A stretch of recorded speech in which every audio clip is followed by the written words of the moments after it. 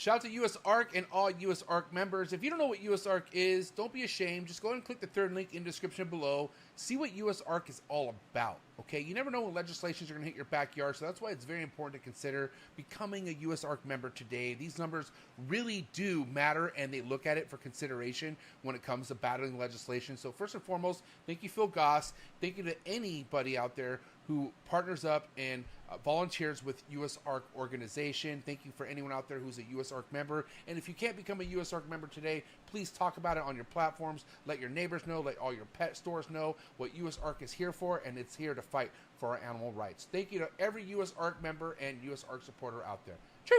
T-minus 30 seconds.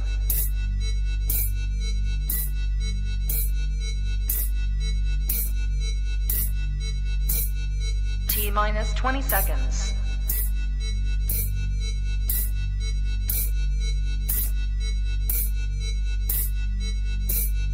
10, 9, 8, 7, 6, 5, 4, 3, 2, 1, 0.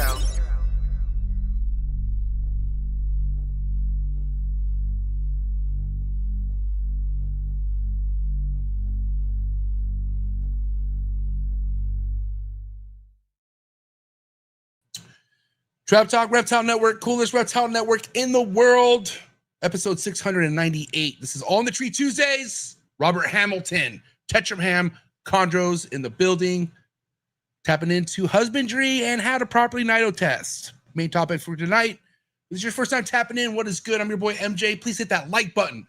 If you're liking these Chondro episodes that we've been consistently giving you every Tuesday night, please hit that like button and also hit that subscribe button. Hit that notification bell. Select all. You'll be reminded of every podcast released out of the network 7 days a week, Monday through Sunday. You can also listen to all these episodes on all major audio platforms, Apple Podcasts, Spotify, Buzzsprouts, Google Play. So wherever you listen to any of these episodes, thank you so much. Don't forget to rate, review, and subscribe on the audio platforms as well. Exclusive content, click on the first link in the description below. Join the Trap Talk Patreon family today. Connect to the Discord and the amazing Instagram group chat for exclusive waitlists and content. And of course, with me, the one and only mayor of Chondro Town and fucking Marshall Mendez, dude. My fucking boys, my brothers. Marshall the legend. What's up? Marshall, What's up, fellas?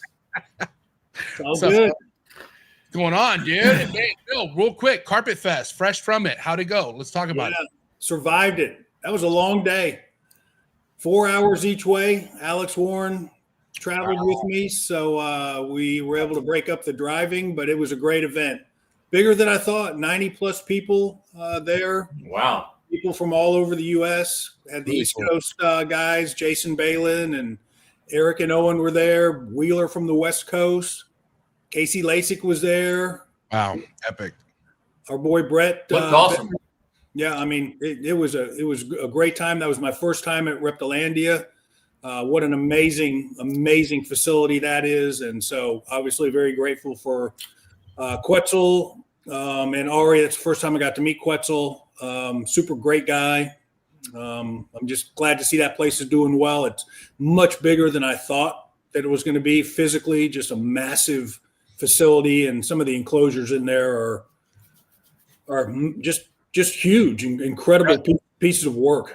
Yeah, I don't think you can't see those anywhere else. I mean, those include. I'm so glad you finally got to go see all that, Bill, because it's really hard to describe that place without seeing it yourself. Because the details, everything that is done to those enclosures, man, and the way they have they multi cohabitat things, like multiple species everywhere, which is freaking awesome. It's dope. Marshall, you haven't been there yet, right? I haven't. No, I definitely want to go check it out. I think A lot of those enclosures are multi-story, like 2 stories. So you get to see it from the top, you get to see it from the bottom.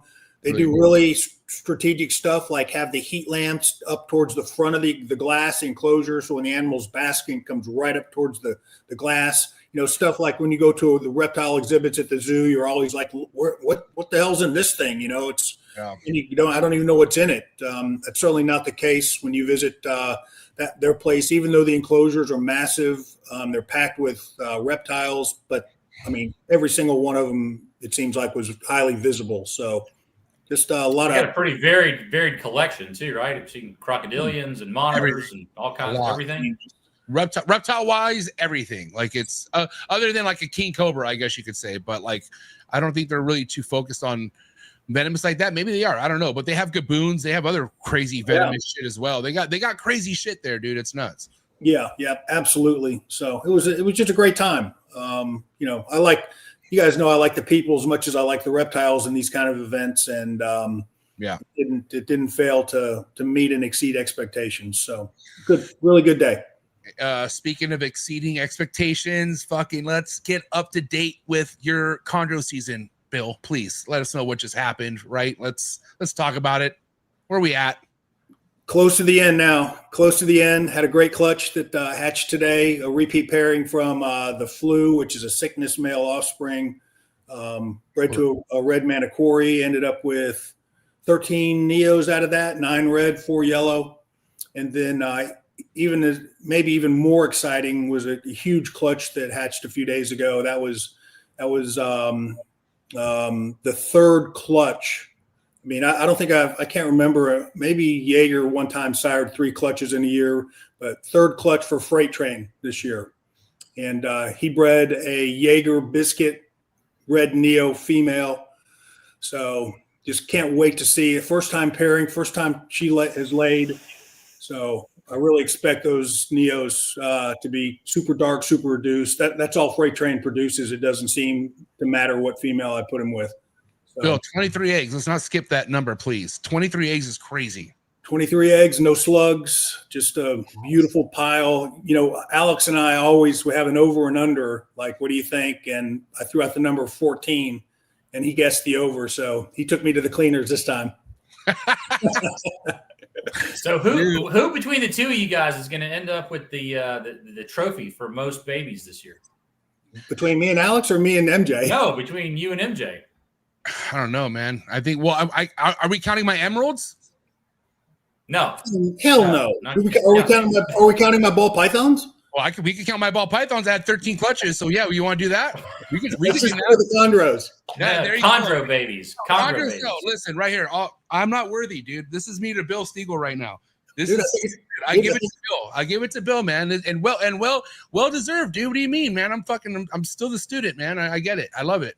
I don't know. I think it'll be close. It'll depend on what the hatch rate on this last clutch is. Right now, I'm sitting on 63 neos and then the 23 eggs. So. Oh yeah, see 23. So hold on. So that's, what is that? 86, right? If they all hatch, if they all go. They all go the distance. Oh, hold on. I got a female that's about to ovulate right here too. So it's better.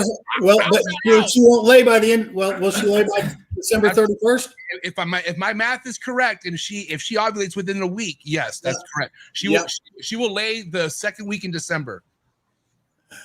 All right, that's crazy. I'm not competing, but if the numbers are there, we're gonna tally it up. So I'll give you an insight right now. Me, Bill, and Alex are having like an ultimate. And no offense, Marshall, we don't need you that night. But it's me, Alex, and Bill, and we're talking. It's gonna be my last Thursday night of the year, and we're gonna all just talk about the numbers that we had with chondros and what we learned, and just kind of go around the horn. And so by then, I'll know if this is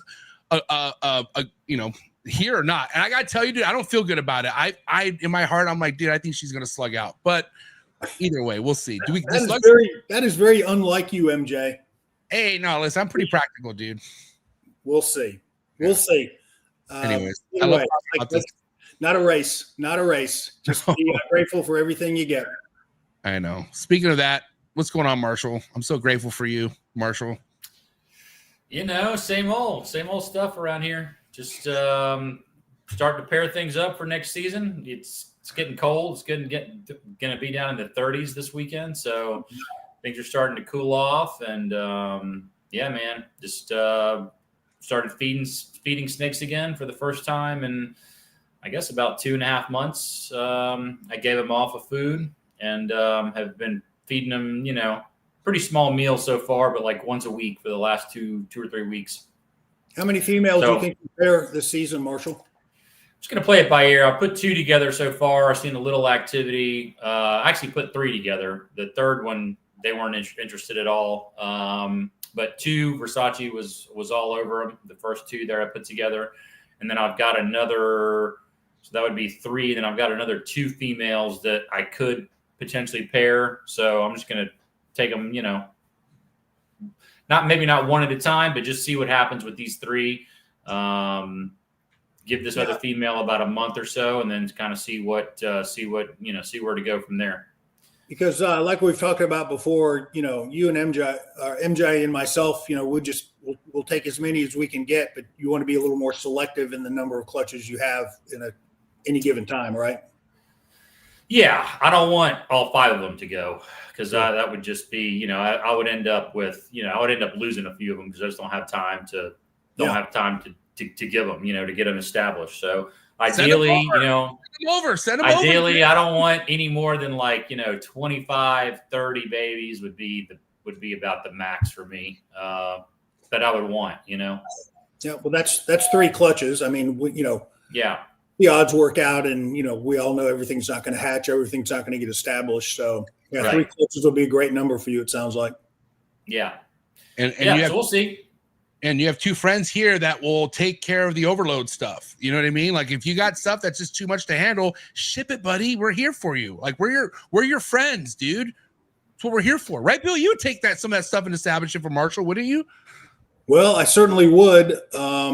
Buddy and I have a good relationship where I think he's going to end up sending a lot of stuff to me this year. He's already pairing my Cygnus male Nasseria to 2 females up there.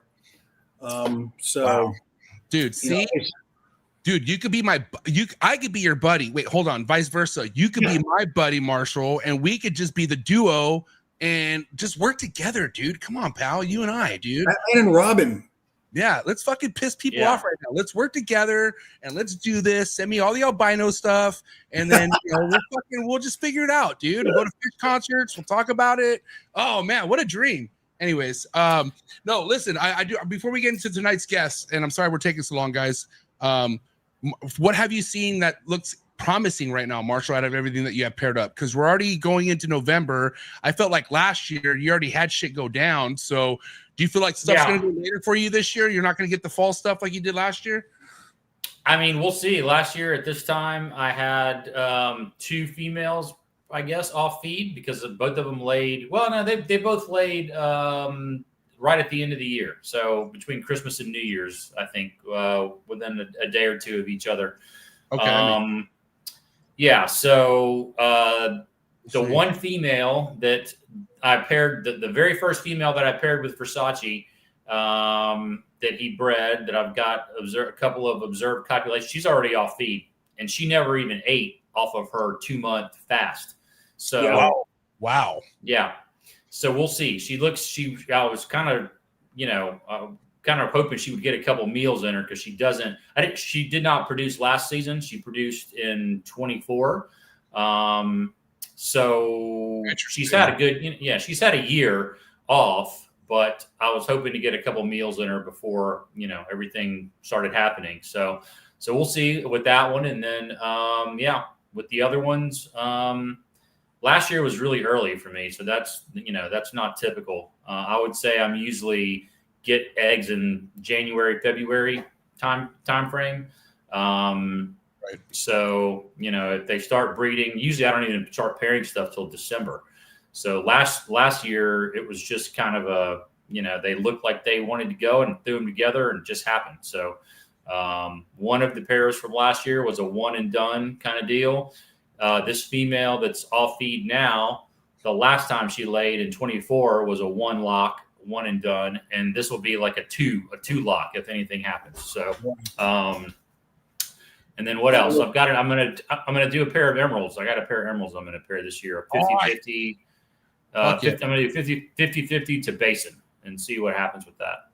No, I actually have 50-50 to Miss Willie right now happening right here to the left of me. Has that been done before? Cool. Has that been done before? 50-50 to a pair? I'm sure it has. The only times I've done, I've mixed it up. It's been a pure northern to a 50-50. So this is 50-50 to basin.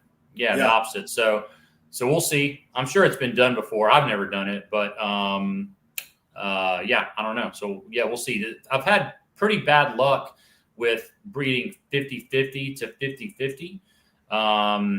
I've done the same pair, I don't know, 3 times. She's slugged out on me once or twice, and then she's given me like 1 or 2 babies once or twice. So, yeah, so I don't know if it's just this particular pair, but that's the only non-based male that I have. So I'm not going to try him again. So I'll try a based male and just see what happens. Woo, rooting for you, buddy. Cannot wait. But yeah, listen, tonight's guest, Robert Hamilton, Tetraham, Chondros. Any of you guys follow Robert at all? Know his work? No, I did just today. I was checking out his page earlier. Looks like he's got some pretty heater 2025 babies for sure. Yep. Yeah, he's got some I didn't crazy get a chance stuff. to scroll too deep, but I did see some really nice neonates. Yeah. And so, tonight's topics is kind of influenced by a fellow, well, I don't know how to call this, but this guy is a good friend of Sal, our good friend Sal over the UK. His name's Hennessy Rods, and I'm going to read this message he sent us. It says, "Hey, MJ, how's it going, mate?" Hey, mate. Of course. Man, I love your All in the Tree Tuesday podcast. They have been so helpful for me answering questions, and I am, and you're a super funny guy. Thank you. You're funny.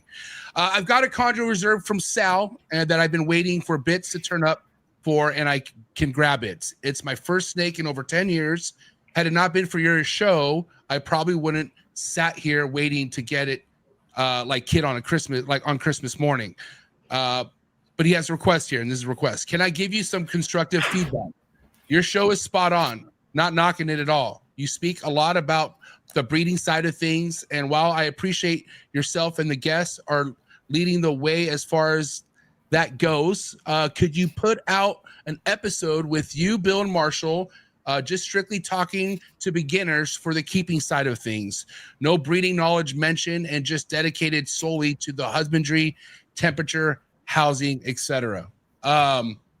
So, listen, I think this is an episode we could take advantage talking about husbandry and all that great stuff because, Robert has only had, I think, 1 or 2 clutches from what I understand. But do you guys think we talk enough about husbandry? You guys think that that's something we need to tackle more, you think? Well, we have in the we go have. ahead. I was going to say, yeah, like Marshall was going to say, we've certainly tackled it in the past, but usually it's bits and pieces, and we haven't had an episode in really a long time where we got back to the basics. Yeah. About temperatures and about substrate and about,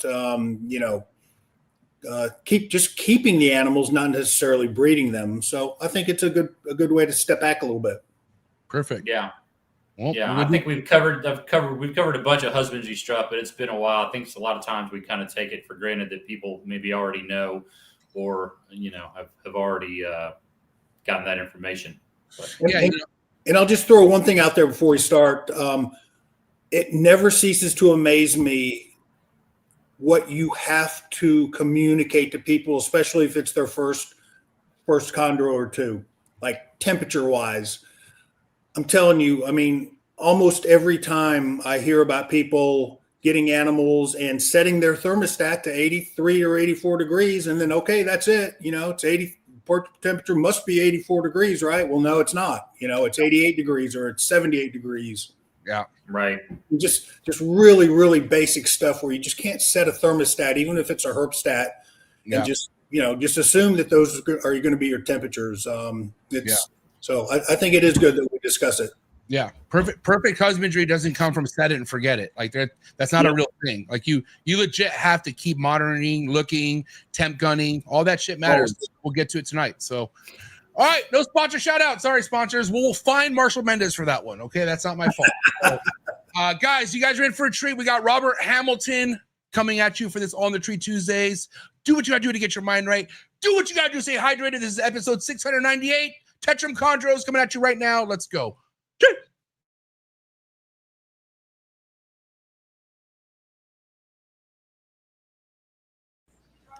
You ready for do more in the future? Trap Talk podcasts? Yes. Man.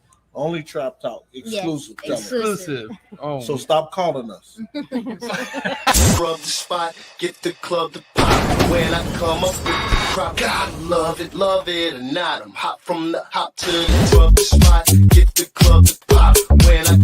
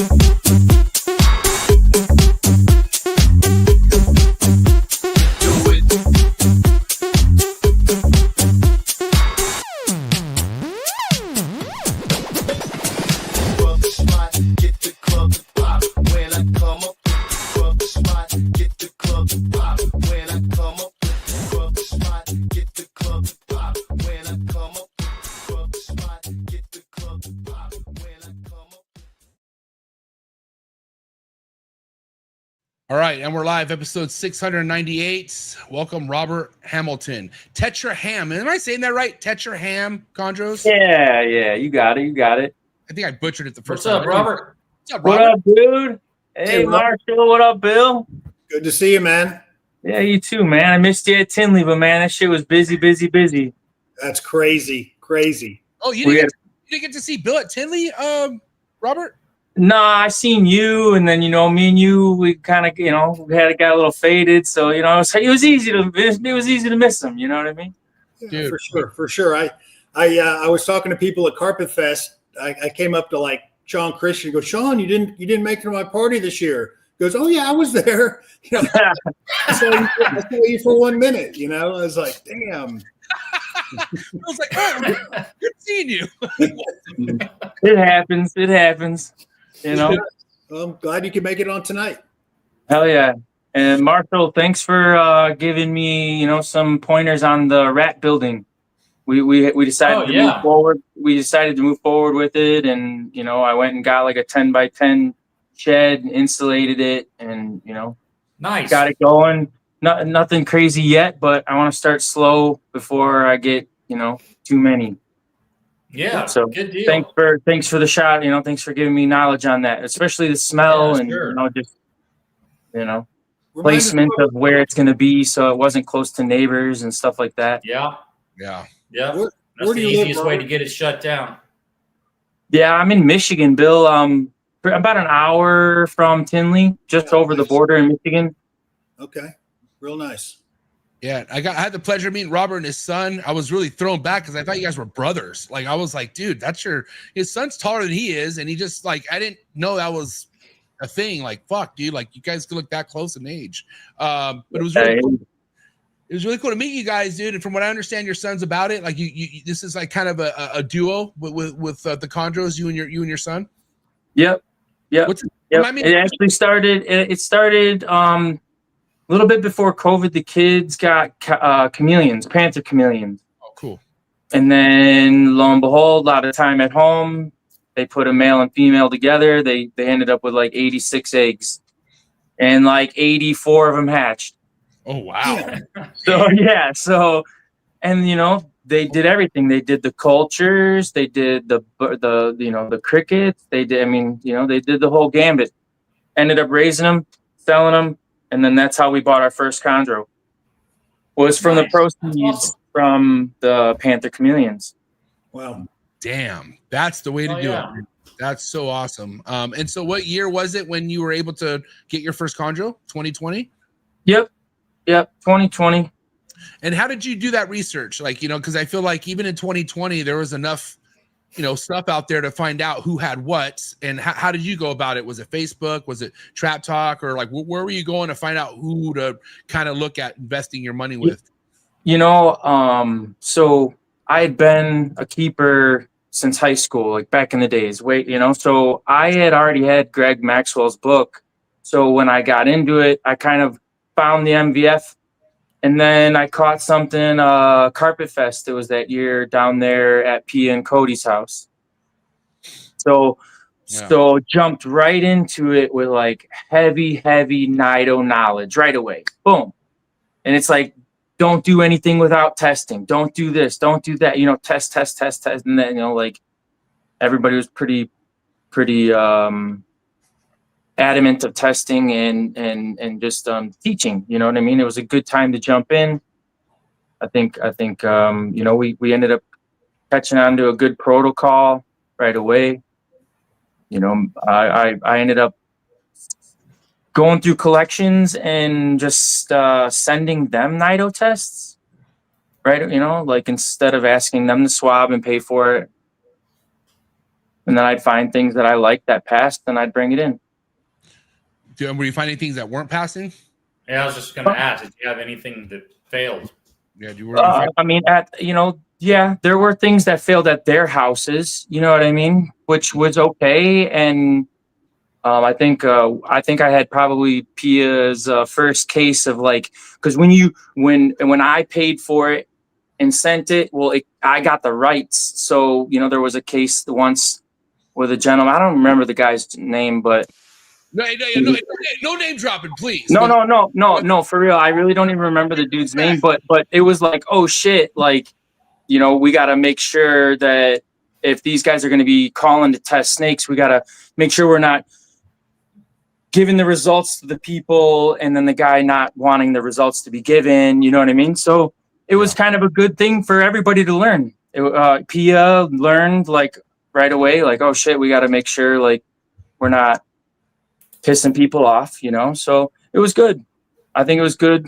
You know, I tested a lot of collections. I found out, you know, where to go, and I ended up, you know, sticking to once I found where clean stuff was at. Yeah. You know, what's crazy is like, I think that's smart, like having them do the testing. But I just, if I don't know who they are, I'm like, do they even know how to fucking swab? Like, are they testing correctly? Like, that's my thing, because no matter what, I'm going to test that thing. No matter what it tested in your hands, I'm testing that thing myself. I always tell my customers that too, because like Bill, I'll test a baby upon request. If you really want me to test it, I have no issue with that. But I tell them you should be testing it after you get it anyways. Like even though I'm testing this for you in 3 months, test it again. For sure you should be. If you really want to go about this the right way, because let's not like pretend we're Nido testing if you're not at least submitting 3 Nido tests. You know what I mean? That's how you could really mark shit off clean, you know, for that, you know, for that amount of time. I don't know.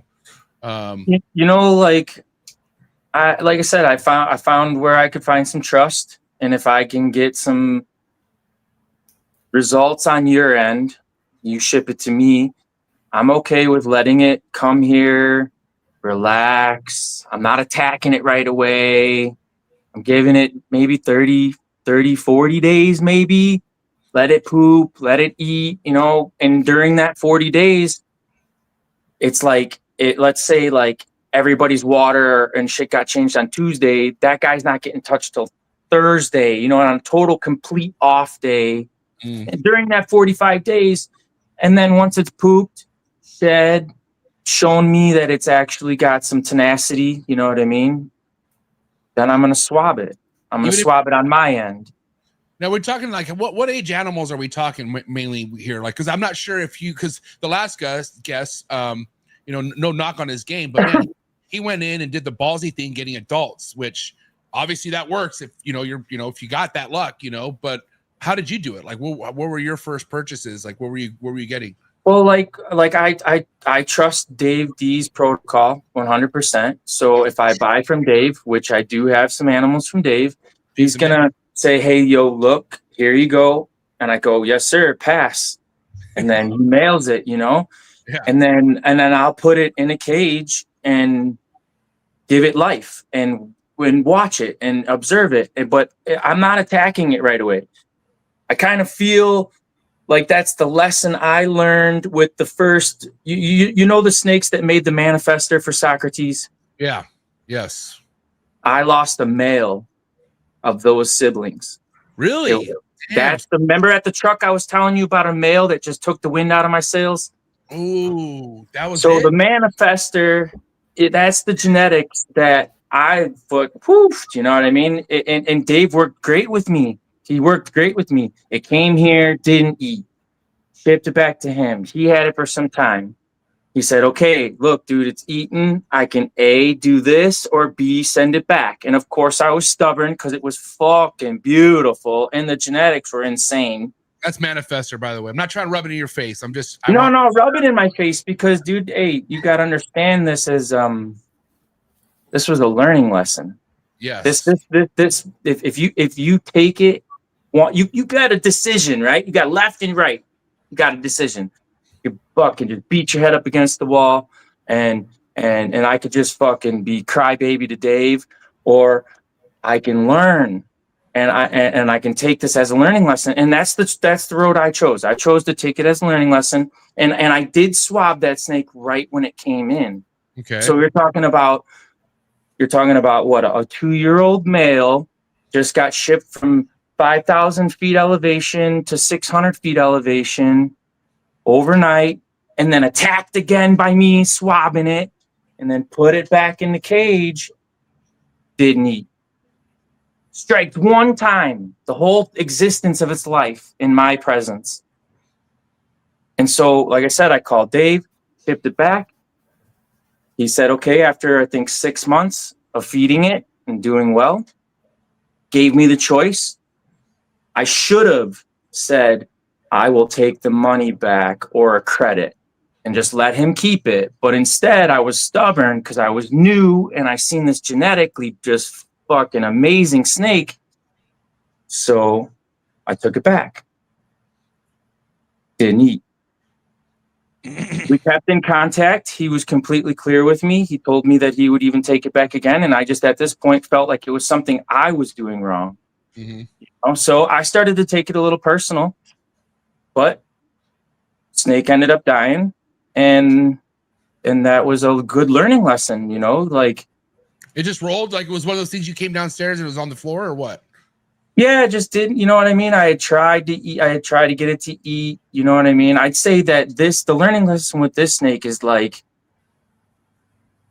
there are certain tenacities that to go into feed, you know what I mean? You can really overstress a snake, you know what I mean? You got to be able to read its body language. You got to learn how far not to push it, you know?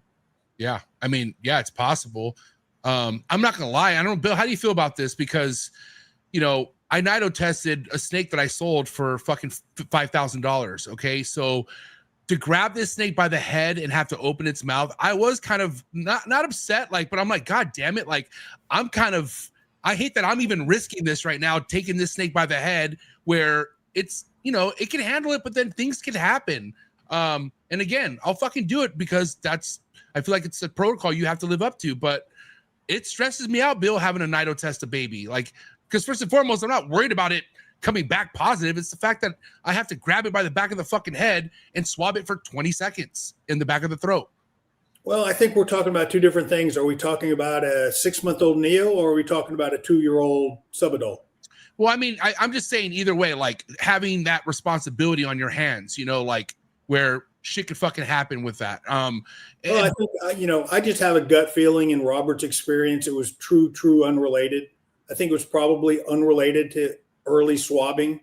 I think the animal just didn't establish well in a different environment, and it probably had nothing to do with you Nido swabbing it the first day or first few days you got it. You know, it's just these things, they do what they do, and sometimes they can be temperamental, and they just cannot do well in new environments. Most 2-year-olds, I would say 90% of them, you know, do just fine.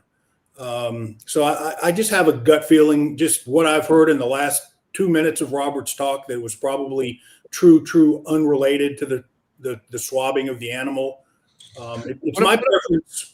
And I agree with you. Bill. And I was kind of leaning towards, like, that's kind of why I shifted away from swabbing right away, because I trusted the protocol of Dave, you know, and I was just simply saying, like, I back off instead of doing it right away. I give him at least like 30 days to relax, just because of that scare, you know. And now if I'm going to bring in something from somebody that I've never had or an experience with, I probably would swab sooner. Yeah. I mean, think about assist feeding a baby. It's kind of the same thing. That's exactly what I was right? going to say, Marshall, to what MJ said. It's like, you know, either one of us would help it as a baby to feed. It's the same thing as a swab, I think, too. Yeah. I mean, I hate assist feeding. I mean, that's a last resort for me. Like because I did it and it worked, like, you know, because I took Bill's advice. Don't even waste time with the ones that were giving me issues. But you know, as much as it was giving me a peace of mind, every time it was time to go in there and do it, I hate doing it. Just you know, even though I feel like they're doing great now, and they are, and it could just be something that's in my own head. Maybe with time I'll not give a shit, but I just feel like less is more with touching them, you know? And like Patrick says, there is ways. Like Socrates taught me how to swab, and every time he did it, you know, I'm not saying the animal stresses out. I just feel like I'm the one stressing out the fact that I have to just prowl its mouth open and swab it for however many seconds. But I was going to ask you something, Robert. Oh yeah, so that snake. What's up with your quarantine? Do you have a quarantine? Like, so was that always something separate? Like, so was that animal not with the main animals at that time, or was that your first animal ever? Was that your first chondro? No, I do have a quarantine, and it is in a separate bedroom. You know, it's 3 doors down. You know what I mean? It's down the hall. Okay. But that, you know, that's only like 4 little cages from Focus, like with the XL Matrix. They're like 18 by 12 by 12 with a little panel. You know what I mean? Yeah. Just something to give them a panel life in 90 days. You know, they come in, I run 90 days, but at like 40, I'll do a Boyd from RAL. So then I get the arena virus with the pyrethromovox or whatever the hell that one is, and the Nido virus. So 3 of them in one swab, and that one I do. You know, like Socrates sends really nice videos of him swabbing. So again, I trust it. I'll let him. If I got a really nice video, I'm gonna let it chill here for a little bit. Just shipping sucks, and so I try to give him a little bit. So yeah, quarantine's just down the road. You know what I mean? Just down a couple doors. And that snake never left quarantine because it didn't eat, or did it end up going into your main room? No. It ended up it stayed in quarantine the whole time. You know, but I changed. He mailed me a perch. I changed it from a black cage to a white cage. I tried, I tried just everything and anything everybody was telling me to do, except for put it in the car and drive around the block and fucking, Some of that shit works though. You know, I don't know. Like, what's crazy is like how much you weren't able to figure it out, but then sending it to Dave, like, dude, it was like, hey, sent it to Dave, and like this, that's the case for a lot of that happens a lot. That happens a lot. He opened the box and it was like 20 fucking minutes. All of a sudden I seen a video on my phone. I'm like, you motherfucker. I'm like, you gotta be kidding me. And you gotta be, like, I'm real competitive. You know what I mean? I like to be able to do things myself. I'm like you guys, you know what I mean? So we jump in, and in the beginning it was a tough hit. But I learned a lot. You know what I mean? I like your attitude. I like your attitude when it comes to learning from this, because, and we could talk about this story. And again, we don't need to get specifics. We don't need names, but I liked how you broke this story down to me, because as you were telling me the story, it was getting me upset. I was getting angry, and I was kind of like, yo, that dude sent you fucked up snakes. But what was your response to that? Like, remember you were telling me, like, you ended up spending some money on some snakes, and they did not come in at all in good condition. You know what good condition is at this point. But then how did you react? Like, tell me, remind me, like, what your reaction was to that when we talked, because it was very positive on the outlook, and I want to hear it. Well, I mean, again, we're 2020, and you finally get a Neo in that's the size of a pencil, and it's got a prolapse like every single time. So what I do, I put 110% into the damn thing, got it fixed every time, learned how to really be soft and gentle, and let's be honest, it didn't survive. But, like, dude, that if it wasn't for that snake, man, if anything were to happen, I would already be over the oh shit factor. You know what I mean? I would be like, all right, here we go. Let's get the tools. Let's get ready to go. We know what to do. Luckily, hey, knock on wood, we haven't had anything happen with these guys this year. But I'm saying the knowledge from that Neo that costed $2,000, that had I don't know, a dozen prolapses, And you never went, you never told the seller, like, hey, this thing came in with the prolapse. Nah, you know what I mean? I mean, maybe it was a brief communication, but even when I did, it still wasn't like, oh, I need a Neo. You wanted it, like, this is happening, and I'm gonna take care of it until it dies, and then. Again, I even think I said the same thing to the guy this year when I talked to him briefly. It was like, hey, man, yeah, that it did die, but you know what? I paid $2,000 for tuition. Yeah. Where can you? You know what I mean? Like, we pay to go to school, we pay to learn things. So I paid to learn how to take care of a prolapse and get over that, like, panic of, like, I don't know what to do. Oh shit. I mean, it is a scary thing at first. Like, when you never seen a prolapse before, it's like, what the fuck? This thing's gone. Like, there's no way that thing's going back inside, and it does. It's Well, dude, it's like a pretty wild. nightmare. It's like the boogeyman. You hear about it so much, you Yeah, it never is ever like the get to see boogeyman. it. And when you do, dude, it scares the living shit out of It is you. You're like, legit the boogeyman. Dude, that is the boogeyman. I'm gonna have nightmares. Dude, it is. Like, it sucks because, you know, once you get like, for like when I finally got the one couple that I got this year, every morning after that, I'm just like, my heart's like, I'm checking all of them. I'm just looking for the bubble. I'm looking for the little fucking pink bubble, and I'm like, where are you fuckers? And oh man, I haven't had any sense, man. Only two this year. And that's what I told you at the Tinley. Like, I think I walked in on a Neo early, like it just had pooped, you know what I mean? And it still had like this little itty bitty little clear liquid pus, not pus, but like clear little like zit thingy hanging out. I'm like, oh my God, it's a prolapse. No, I think I just walked in a little too early. So that's another thing for like new people. It's like, push the tub back in, go to the fucking refrigerator, take a drink, come back 10 minutes later, it might have gone back in all on its own. Yeah. Some people might grab and push, and then now you're swelling, and now, you know, like, just take a deep breath. Yeah. You know? I mean, Yeah, shit, a lot the of other times day they I will had, like, a prolapse while they're 5-year-old male. pooping. Yeah, right. Yeah. Especially if it's a 5-year-old one. male that had like about 1.5 inches of red hanging out of him, and I'm like, what the hell? But he sucked it right back in. He was just cleaning himself out, and I was like, wow, that was cool to see. I had one red Neo that was working with a monster, and it was like, and it looked like it was about to prolapse. Like, you see the pink, you know what I mean? But it was just like, it just was working a major shit. And I came back, I was like, dude, just stop looking at this thing, like, leave it alone. And I fucking went about my day, came back, and it was fine. And there was shit smeared everywhere. And I feel like it's always when it's a rough looking shit. Like when it's, I don't know, I guess we're not always staring at every shit that comes out of our Neo's asses, but I feel like the perfect ropey shits are the best, because I feel like they're not having any issues shitting those out. But then they have the ones that are smeared and a little bit more difficult to get out, which I don't know. What do you think that comes from? The urates, maybe? The being a little bit too tough? I don't know. Who knows?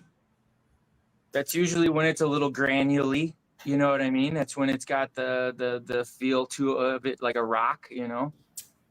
Yeah, you're less likely to see that the older the animal gets, you know, I think. Yeah, for sure. 100%. In my experience, those prolapses happen, you know, when they do have those ink dot, you know, shits, not when they're forming full turds. Yeah. Yeah. All right. So check this out, Robert. Before we kind of dive into the amazing results you had with your clutch, let's kind of get down to the husbandry that's been working for you. You know, obviously from the baby stage, right? We have a Neo in you use 6-quart tubs, and do you prefer water as a substrate or paper towel with a water dish? What are you doing for the babies? Yeah, I'm doing, you know, double bounty sheet. You know what I mean? Nice. Double bounty sheet. And that's a lot of bounty, buddy. Nothing but the best. I'm telling you, but you know, it makes for easy cleaning, and it's good for hydration. You know what I mean? Keep that paper towel wet. I do, but I let it get to the point where there's like you can start to see the crosshatch pattern. You know what I mean? Comes back, comes alive, and then I'll just pour a little bit of water. But I do daily. You know, so you know, I try to do every 3 days, but usually I'm able to get in and give it a 45-minute look over, and just whoever pooped, I'll just do it daily. You know. What about spraying? You spraying daily or no?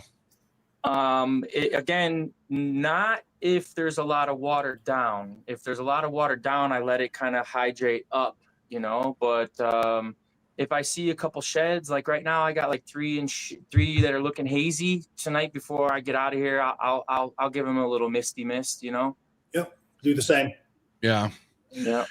I'm just so because you know I was talking to Patrick a little while back, and he tells me he's like less worried about keeping the paper towel so saturated once the Neo's pretty established. But then again, I'm like, I look at how dry that paper towel gets if you don't fucking do something about it, and I'm like so paranoid of a prolapse because it's too dry. So I can't. I have like it's almost like just a natural habit to fucking dump water on that paper towel no matter what. Like sorry Patrick, I love you, buddy, but I just feel better if it's in a 6-quart tub or in a tub period. I want that fucking paper towel saturated as shit. It just gives me peace of mind. Yeah, I mean, if they're lurking around with their tail in water, I don't see how it can't help break things down as far as just like rehydrating it. You know what I mean? Yeah. As it just goes through water as it's What crawling. what temperatures are you keeping those neonate tubs, and are you doing a night drop on them at all, or and how are you measuring temperatures, and what kind of gradient do you get in your tub between, do you have back heat, do you have belly heat in those tubs? It's Yeah, getting real these specific. are all back heat, and I actually do a probe in a tub, so I sacrifice a tub. Like I put the probe as it's a Neo, zip it to the perch. Yeah, Um, I think that's a great idea. Yeah, and I'm using an IR gun that I trust. I haven't calibrated it, but I trust it. I mean, To at least your 1 or temps 2 just have to be degrees. close. Yeah, Your right. temps just have to be close. Those IR guns are notorious for being, not completely accurate to the degree, but just as long as you have, just as long as you're close, and as long as you have a little bit of a gradient, it doesn't matter if that back, right against the wall is 88 degrees or 86 degrees, but then you come, the great thing about back heat, and all of my Neos have back heat, you can get a nice little gradient in those tubs. And you have a lot of leadway on the heat. You can have the back of that tub 88 degrees and the front of it's damn near ambient. So, I really like the back heat for Neos. I think it gives you a good gradient. Yeah, I agree. If I click on the far back, I'm at like you said, 86, 88, depending on where the ramping is on the thermostat, you know what I mean? If it over, you got your set point, it ramps over, shoots over by 0.6 of a degree, you get your 88, 89, but you got your, you're cooling it back down slowly. So, you're kind of playing that wave. But the front, yeah, like you said, it's right around 78, Yeah. And then the ambient in your actual room is about what you would say? So I'm running an oil heater. I'm not running ambient. I have an AC duct right here in the house that runs, 73 degrees in my room. So, 76 with all the panels running during the day, hottest 76. Yeah. It's not that warm. So 76 is the warmest that room gets, and then at nighttime, how low does it get? 73. Okay, that's not bad. Yeah, I mean, my room's 75, but like Robert said, by the time you get all the heat panels in the cages, or you get the heat tape in the tubs, that 75, it really turns your cool spot into like 78. Yeah. Yeah, I'm also huffing air. All my cages have intake and exhaust. So at like 1:30, all my cages turn on, exchange air. And then like 1:45, I have a fan that's connected to this wall that sucks the whole room out. So I'm actually like exchanging air just so that it's not getting all clammy, and my, in the corners of my rooms aren't fucking getting, getting that little black haze in there. You know what I mean? If you don't got wind flowing everywhere. Yeah, you could tell. Is this a bedroom or a basement or what? Yeah, where are you at? Your snake room. Yeah, so this is an 8.5 wide cutoff of my garage. So like my cars are right here, and it's like 22, 25 feet long, 8.5 foot wide. Okay. Nice. So it's a garage converted into a room for your animals. Yeah, and then the cars can still fit. We have little cars, nothing huge. So your room works pretty. Oh, go ahead, Marshall. I'm sorry. I was going to say you exhaust from the snake room into the garage. Yeah, and then above this door, there's a vent like that brings air from the house. So I'm bringing in air. I was going to ask. Yeah, so you're okay. So you're bringing in conditioned warm air from the house and dumping the dirty air from the room into the garage. Absolutely. I say dirty, and I'm filling the whole room with dirty snake cage air and then dumping it out. Dude, prior to this fan, you know what I mean? So it kind of helps the cages not get funkified either, you know what I mean? Because like when you're running these high humidities, when you're running an average in a locked room, you gotta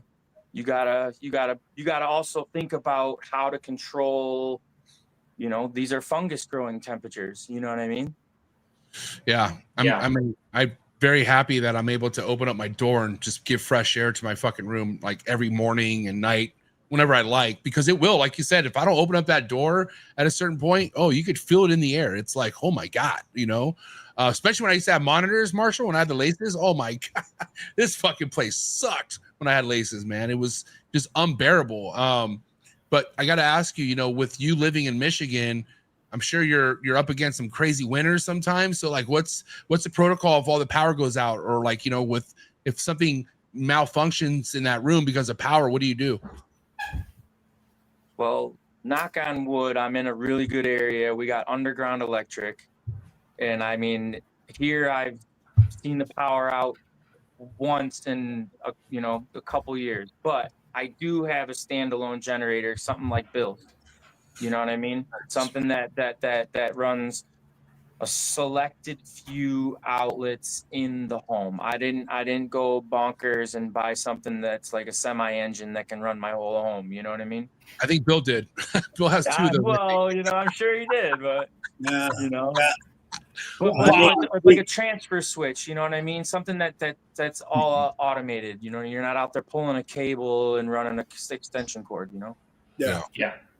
Absolutely. Yeah. I mean, you know, we can go back to redundancy in systems, but I think if you have even a moderate sized collection, you know, you need to have some kind of generator to be able to go to, whether it just runs your incubator, just runs your room. You know, these things can live a long time on just, you know, every single heat panel doesn't need to be on it. Every single rack doesn't need to be on it. You just need to be able to keep that room, a certain temperature for a prolonged period. So again, and it needs to be ambient. You know, run an oil heater just to be ambient during that time. You know, absolutely. What were you going to say, Marshall? It needs to be on a transfer switch too. Absolutely. Inevitably, it'll happen when you're out of town. Yeah, absolutely. When you're not there. 100%. Yeah. So out of the only 2 years, you've only had to see electricity go out once in your area. It's not bad. And I mean, again, you know, you just shut everything down, and it actually kept a really good temperature. I was really surprised because the panels were hot, so they're coming. You know, everything's coming down from the hottest point, so it actually held pretty good. How long is the longest you lost power for? Probably 16 hours. Okay, I've lost power for 8 days. Yeah, no. Fuck that.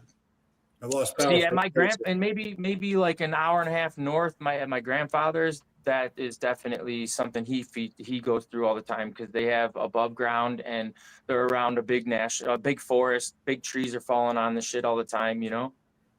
So that's mine has saved my ass so many times, not necessarily with the snakes, but more so with the incubator.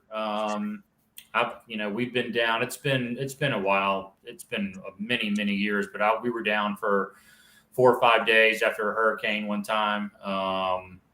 Around here, it's usually a hurricane or ice storms in the winter. Yeah, which is the coldest time of year for you, right? Yeah, for the most part. And then Bill, when that, I won't never forget, that was a nightmare. But when that shit went down, terrible. That was not only unexpected, but like it covered majority of Texas got hit by that. Or can you remind me how much like got hit by that? The entire state got hit to varying degrees. I had my incubator. I had my generator for 3 years and it never went on. And I was like, well, did I just waste 14 grand, on this generator? And then, we had that massive ice storm in 2020. And I don't think it's gone off since then. But point being, that one time is all it took for the investment in that generator to save my ass. You feed it naturally. Yeah, I remember there were people like putting snakes in their car, putting them in like the bed with them underneath the sleeping bag. I mean, it was insane. I housed over 200 snakes here in my facility for various people during that time. Good man. But a lot of people couldn't get stuff here. The roads were so bad, that you couldn't even travel. And Marshall, you're right. People kept their vehicles running for 6-7 days straight, trying to keep their animals warm. It was just a terrible, terrible time. 1 in 100-year event, probably, but it happened, Yeah. That generator take natural gas, I'm on propane here. propane. So, There you go. yeah, it's got a propane tank attached to it, and so, like Marshall said, we had rolling power for 8 days. We were 1 hour on, 2 hours off for 8 days. Yeah. And that generator kicked on religiously, every other hour for 8 days, on and off, on and off, on and off. Never missed a beat. So I think- you got enough propane, obviously, to last that long? I had 250-gallon tank. So He's loaded. yeah, no worries there. That propane tank, it heats that entire building. It's connected to the building and to the generator. So yeah, I mean, Crazy. How long will it last if it just ran the generator nonstop?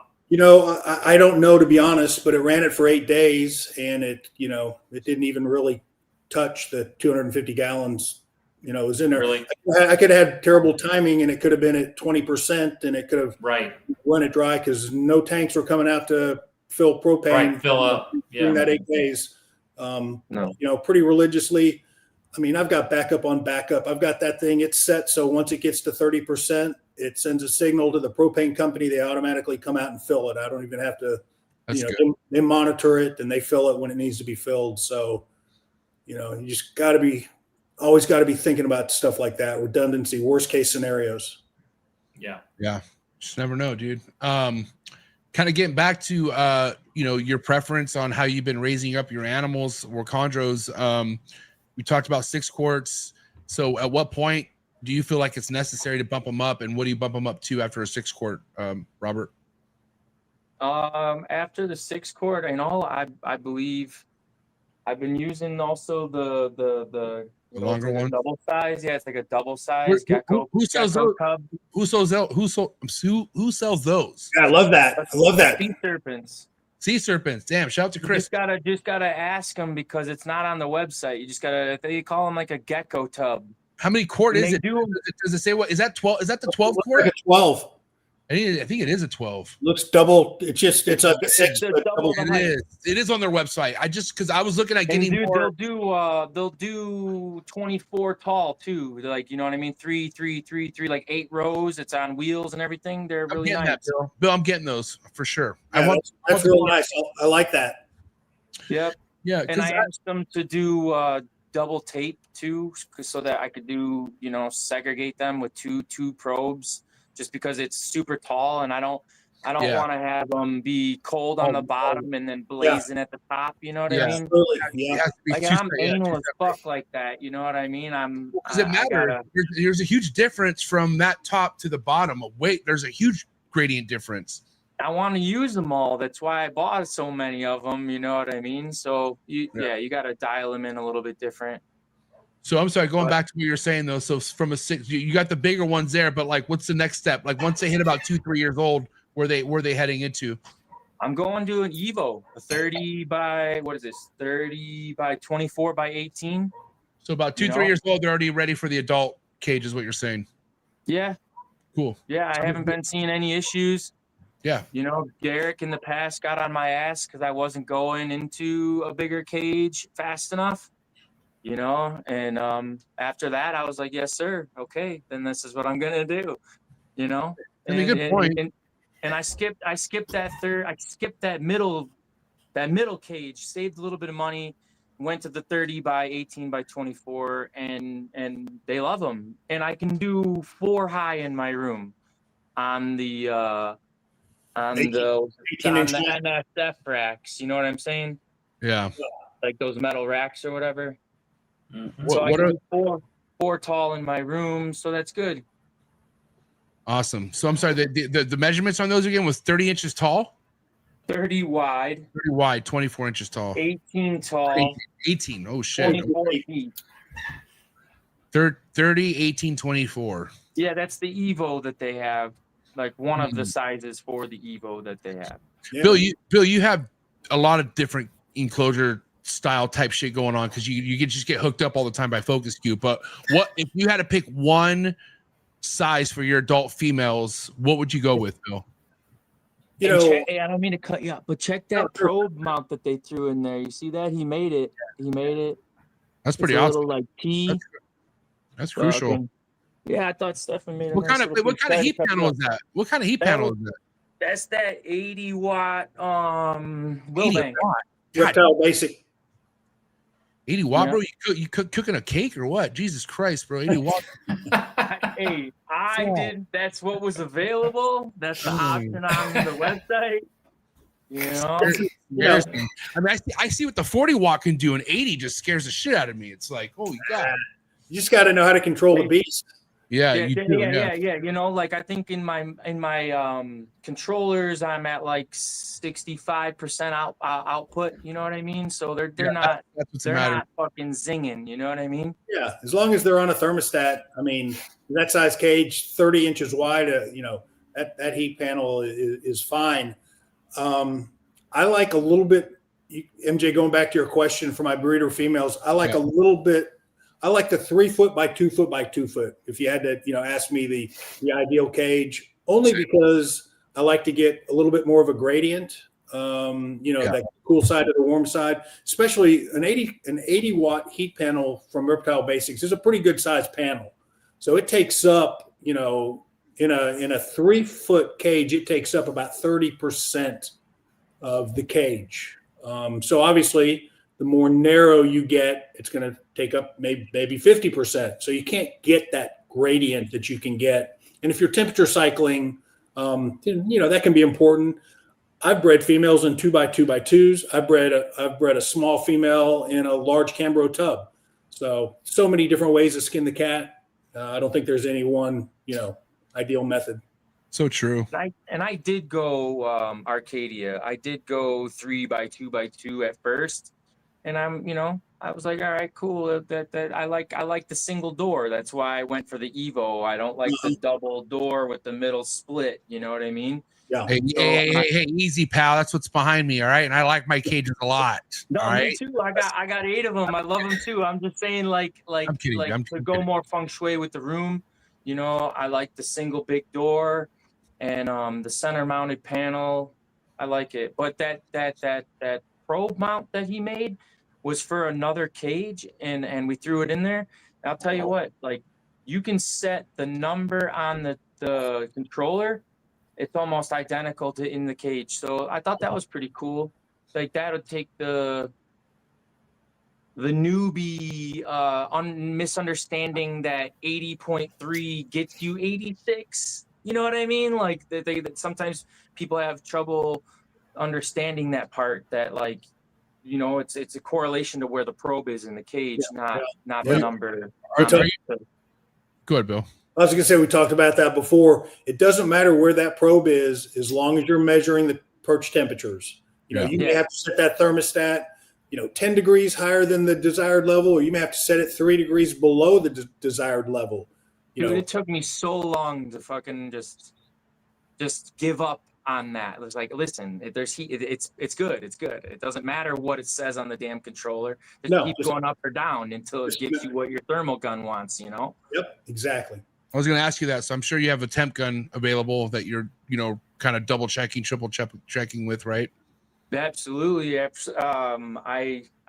was in here at 4 a.m. 3 nights ago because we just had like 4 45-degree days in a row in the morning, 4 right together. So that means like my room's starting to absorb that outside air. So I came back in at like 4 a.m. and double checked everybody's low temps, because that's probably the coldest time in my room also.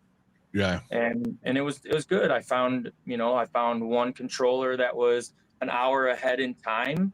So they were ramping up before everybody else, which can't be having that, you know what I mean? So I found a couple that were a little higher, and I found a couple that needed to go lower to cycle a little bit more. So yeah, I'm always checking, I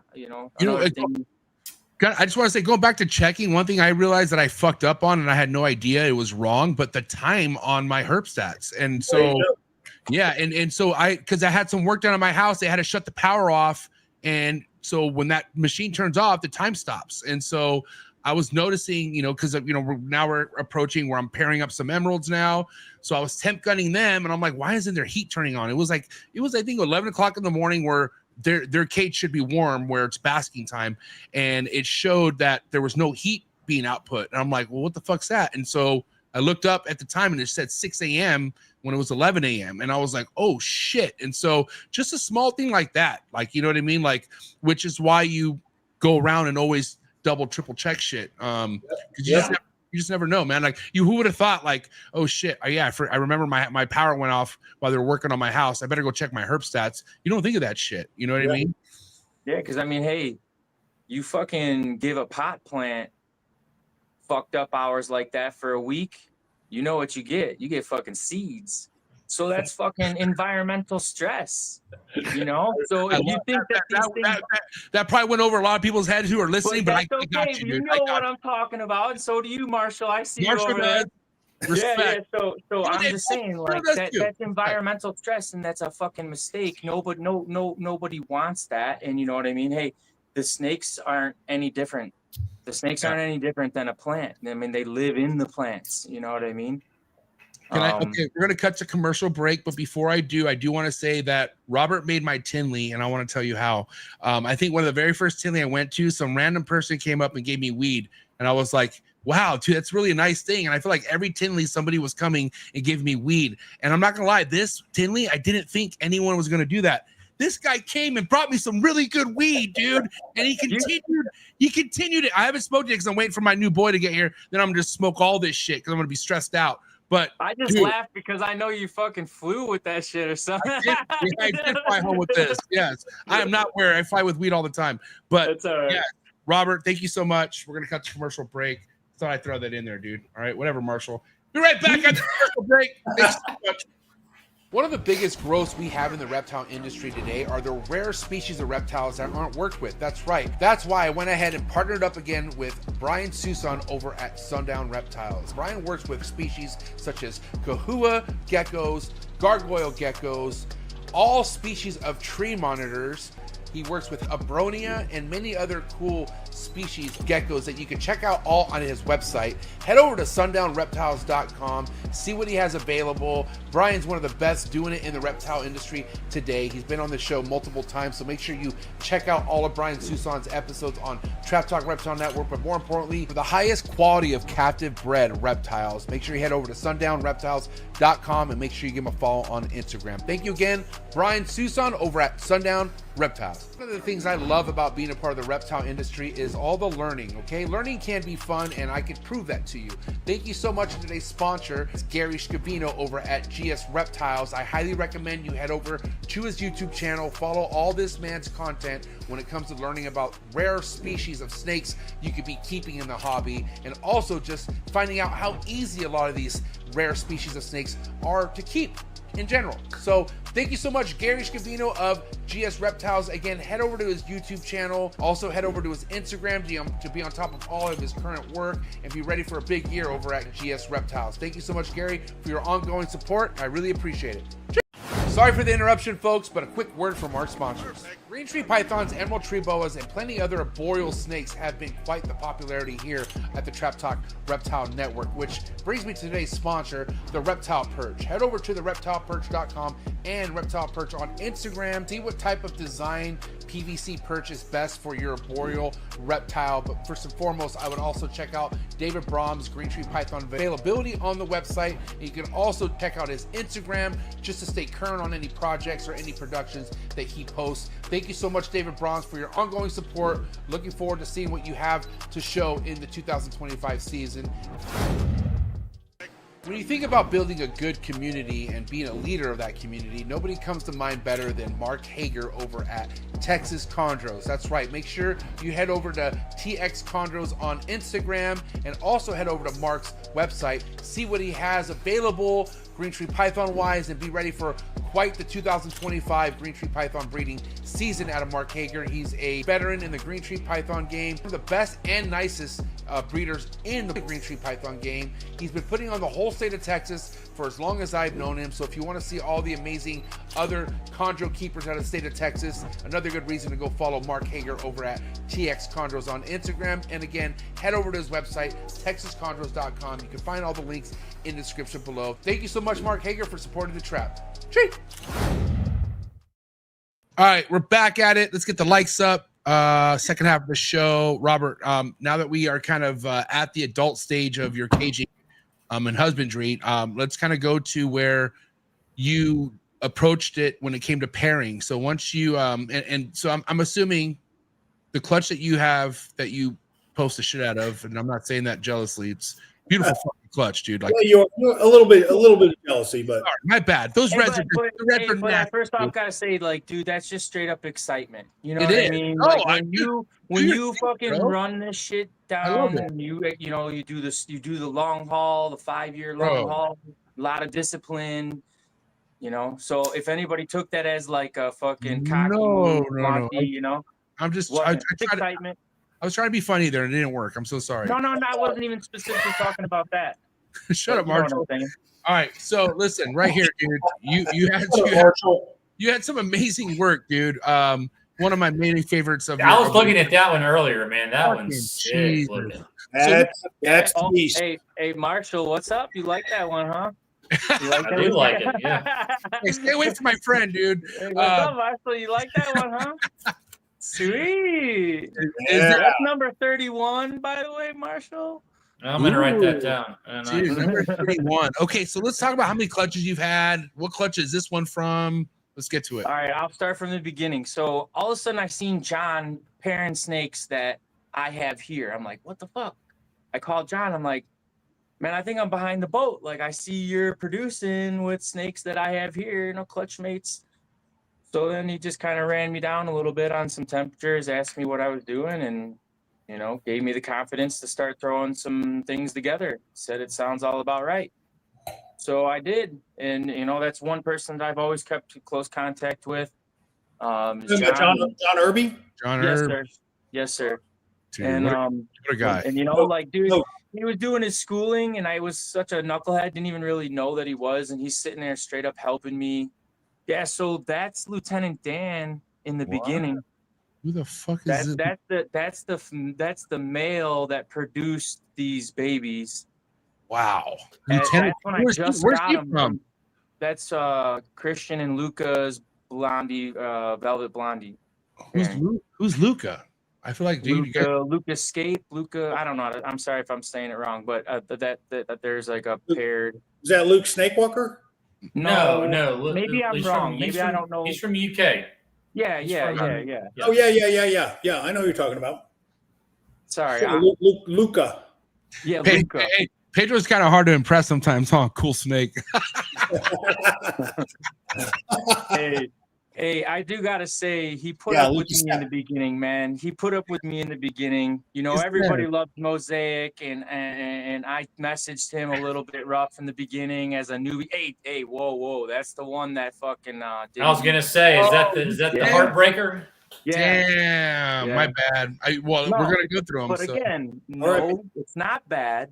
Just learn that you can take that as a kick in the dick, or you could take it as knowledge and run with it. And you don't have a school for chondros, so those are learning lessons, man.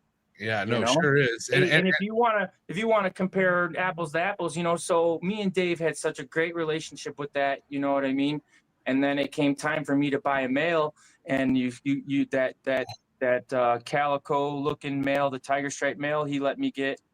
So I think that was also like. He helped me out with the second purchase on the mail. It's a really fantastic mail. Where's that mail at? Is it on here? Go up to the top. That one right there. Four pictures in with the head stamp. Oh, this one right here? There. Yeah. Holy shit balls. Damn. So I don't, you came out swinging, bro. That's for sure. Hey, he helped me with that. You know what I'm saying? That was good love from him, I feel, chondro love. So you just paired one pairing to get your clutch? Yeah, I paired that velvet blondie male with the TA from Cody and Pia. Wow. And they had 20 eggs, 17 pulled through. Is this it? And Is this the clutch or is yeah. this the clutch? This is it, right? Yeah. Wow. Look at these, man. Jesus Christ, those are dark. You know, and again, I don't know what to look for. You know, most of the snakes that I bought were already changed and stuff. So I don't know when I'm looking at Neos, like what's the, you know, what to keep, what to not keep. I mean, I'm keeping them all. I'm trying to actually, but I'm saying like I don't know what's going to be a certain type of, you know, Nobody style. does. Nobody does, bro. You have shit that nobody can answer that for you. You know what I mean? Which is great. That's a good position to be. That's why. That's what makes this game so great, because nobody can tell you what they're gonna. The most extreme Neos can turn out green and vice versa. So nobody can tell you what they're going to look like. But boy, you sure have damn good odds of those snakes not turning out to be not green. Bro, these are not going to be weak at all. These are going to be crazy. Yeah, I mean, I think that's I think that was, you know, the odds. You know what I mean? Like what I bought into. I didn't get like super high phenotypes, but Oh my God. Looks like you did. into the odds to produce really nice phenotypes. You know what I mean? Quicker. Looks like you started with nice phenotypes. What do you mean you didn't start with nice phenotypes? Yeah, what's that mean? Well, I mean, like there's I mean, look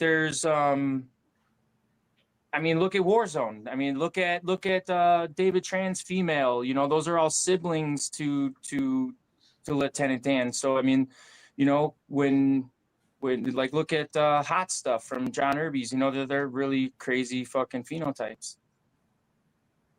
And so I think that that's Lieutenant, or that's the True Blue male that I got from John. That ended up being a crazy ass phenotype. I really like that one. Is there an updated picture of this one?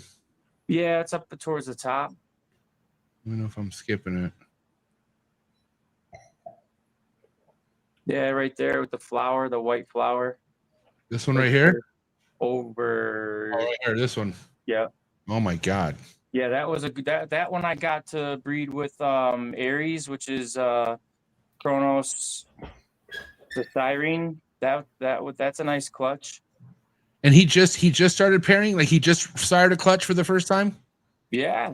Wow. Yeah, So I mean, I think it was like luck of the draw. It was just perfect timing. You know what I mean? yeah, and I don't know, man. That age is just probably perfect too, because you're 5 years old. It's pretty mature. You know what I mean? Yeah. Well, I think Robert mentioned it earlier. You know, you took the long haul on your projects, right? It's the way to go. Yeah. That's the reward you get. And also taking everything as a lesson, like you were talking about, the whole education side of thing, as much as it sucks, bro, now you know, like once you know that shit, it changes everything. Like the whole shock value goes down tremendously once you fucking know what to expect, you know? Yeah. Yeah. Okay. And I think like also if you show some Neos. yeah. We're gonna go back for sure. I'm getting text messages and shit. I can't see none of the comments, so if there is some, sorry. Who's texting this guy? Dude, leave this guy alone. If you're one of those assholes in the live chats texting him, dude, stop. Leave this guy alone. He's on a podcast. I hate it when people do that. Look at that box right there. Look at that box, MJ. Can you zone in on that at all? Let me see. Can you expand that at all? I would have to, you know what? I would have to do this. It's okay. I mean, God, you get the gist of it. Yeah, hold on one second. I have an idea. But anyways, talk about this clutch right here. Talk about this clutch right here. Again, like I think he spent maybe like 14 days in there with her, and then it was lockup central. You know, they got together, and then I separated. Once I could separate them to feed, I went to go try to feed her. She was off feed right away. So wow. I didn't put them back in. I waited another 10 days to try to feed her again. She didn't feed. And then another like 5 days she ovulated. So it made no sense to put him back in there. She was already on her way. Time, you paired him one time. That was it. Yeah. Is that better, Bill? Yep. Yeah. That's what I'm looking for right there. There you go. Dude, fucking smoke show. How many in this clutch? 12. 12. Jesus. Yep, and they all lived except for one. One was all put together right, but after feeding after it started to feed right away, but it was like a day and a half, and it was like all the way through it. I'm like, wait a minute, what? Like, what do you mean all the way? What does that mean? What do you mean all the way through it? It literally was like pooping it out. And it wasn't digested all the way. The meal, you know what I mean? You could literally see. You could tell it was working through the Nido too quick, undigested. Oh shit! That's not normal. So like, it didn't have a deformity. It didn't die in the egg. It still had gone, but it didn't have the digestive tract. I think I'm new. I have no clue, right? Right. But it just croaked from that. Like, that was what happened. It just wasn't getting no nutrition, and that was the loss of from that clutch. Yeah, I mean, there's just some things that just chalk up to like. There's just some things that just chalk up to like it just wasn't meant to be here. You know what I mean? Hey, I mean, survival of the fittest. I mean, if you think about it, I know this isn't the wild, but that's why they produce so many. You know what I mean? It's so that a percentage of them can live. This is probably my favorite one. I'm not gonna lie. Yeah, that thing's sick, dude. Wait till I'll love to show it to you. Go bust it out, bro. Let's go. Bust it out. Bust this shit out. Figure out how to work this camera. Let's see, back-facing camera. Why don't you? Oh, okay, I was gonna say, why don't you just pull it out and fucking? But no, hey, easy there. Pull it out. Yeah, do your thing, dude. Pull what out? Whip it out, buddy. Hopefully, I don't get attacked. All right, hold on. Let me move this. I gotta see this shit. All right. Oh my god, look at that thing. Wait, how do I steer it? There we go. That's perfect. Stay right there.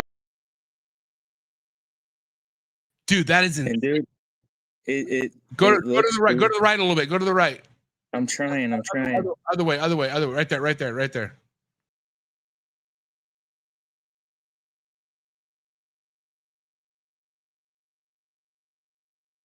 Dude, that is crazy. You guys see that?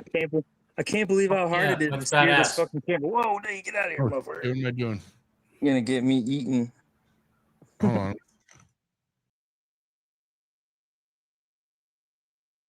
So this thing was a good eater off the rip, or what?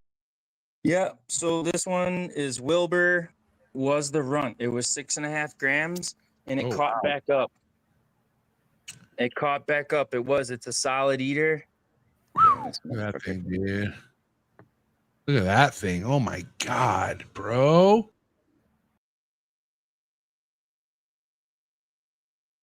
Damn, this camera's all fucked up. Yeah, you have to keep this clutch back. Go to the left. Go to the left. I'm trying to. This camera's all fucked up.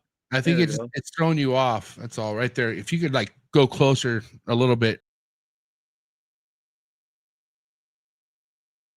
Yeah, that's nuts. Why? I feel like, why are you moving? Like, are you? No, I don't know. It's like slow motion. It's weird. He's moonwalking. It is. It's like it's weird. Look at that. Oh my god, that's so sick. Moonwalk the other way. Oh, the other way. There.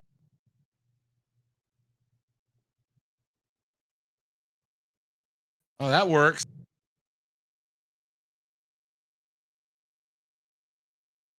Yeah, that's nice. And this one is a great eater as well. Oh yeah. I was thinking about having some food out because it's night feeding night. Looks like they all look like they're great. Seems like they can smell it. So how many babies you sitting on, Robert? Let's see. I sold 7 out of the 30, so 23 I'm holding back. Dude, nice. So, and then how did you let those 7 go? Like, did you kind of methodically plan out which ones you wanted to part with, or like how did you delegate that? I let the boss pick them. You know, I let my son. You know. Right. Yeah. I let my son do that, and what his decision was there were duplicates. Okay, the ones that look the same. Sort of, right? You know what I mean? Yeah. So he said, okay, this one and this one are alike. This one and this one are alike. And so then he was like, let's keep these ones. I think these ones are similar. And that's the way he chose them. Smart. Excuse me. And where'd you post them up at? Morph Market, or like where did you make them available at? I had some messages coming through. I'm sure you did.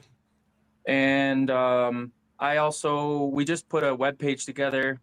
I threw 2 of them on the web page and told them through the web page. And so as far as the hatch rate goes, I mean, how many of the eggs didn't make it, or did you have any dead in the egg? And also, why don't you just tell us what temperatures you rolled with when it came to your incubator?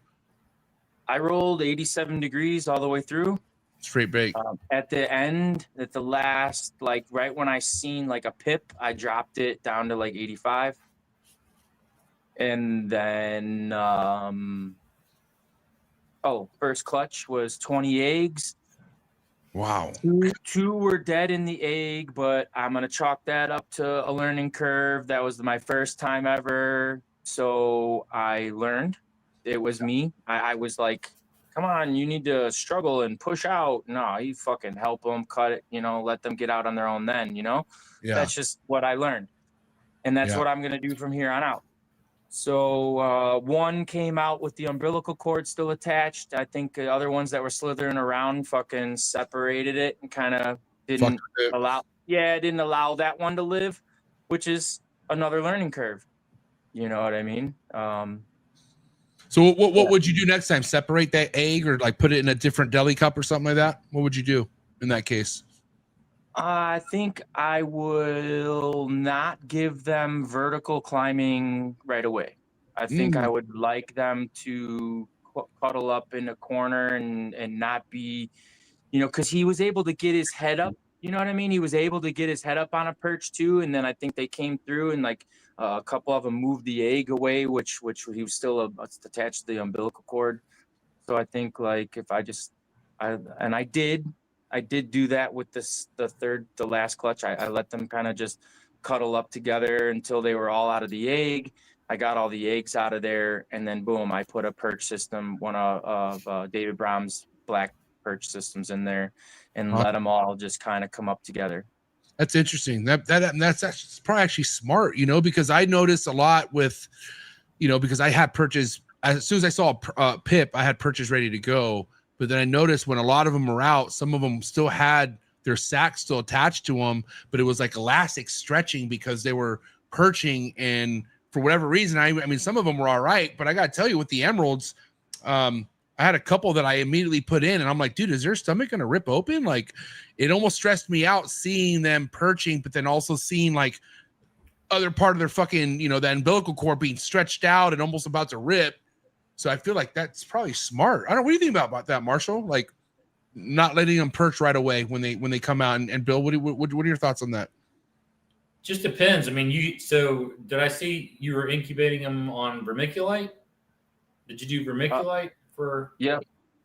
Yeah. So sometimes if you don't give them a perch and you leave them on the vermiculite can like get all, stuck to them and they get messy. Dry them out a little bit. I think it maybe sucks some of the can suck the moisture out of them.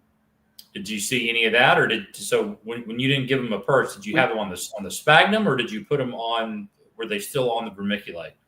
Yeah, once they pipped, I had a bunch of sphagnum in there, but they was just I laid it around on top of the vermiculite. But I do agree with what you're saying, like, if it was very dry vermiculite from just from hatching, it could definitely suck the hell out of them. You know what I mean? Yeah. So this is what you mean right here, right, Marshall? About it kind of being stuck to the snake, the vermiculite. Yeah, it can. I mean that. Yes. Yeah. I mean it can get like caked on them if they got a bunch of egg goo and stuff all over them, and then especially if you use. Looks like that's the chunkier vermiculite, but if you use the real fine stuff, it's almost like, almost like more like sand almost. I could see, it tends to stick to them a lot easier than the chunks do. Yeah. And if it's dry, it can actually pull the moisture out of the snake. Was this And one? that small stuff I didn't want to use because I didn't want it to get stuck in their dermal pits. I Yeah. was like, holy crap, no bueno. But I like the snake right thicker there- stuff, the chunkier stuff too. Yeah, I think it packs well. When you go to actually feel like the 1-to-1 ratio, you can pack it real well. It's Yeah. the real fine stuff is easy to Mhm. miscalculate. That Neo was from the second clutch, which that second clutch was an Aru to TAW snake, which is got decent lineage. But nevertheless, she gave out like 14 slugs, 4 good eggs, 1 egg crashed within the first 2 weeks, and then 3 eggs went to distance. But that died like that. Like it never really got out of the egg, and it had that little like big back swiggle. Yeah. So again, I think that was chalk it up to deformity, you know what I mean? Chalk it up to Something. Yeah.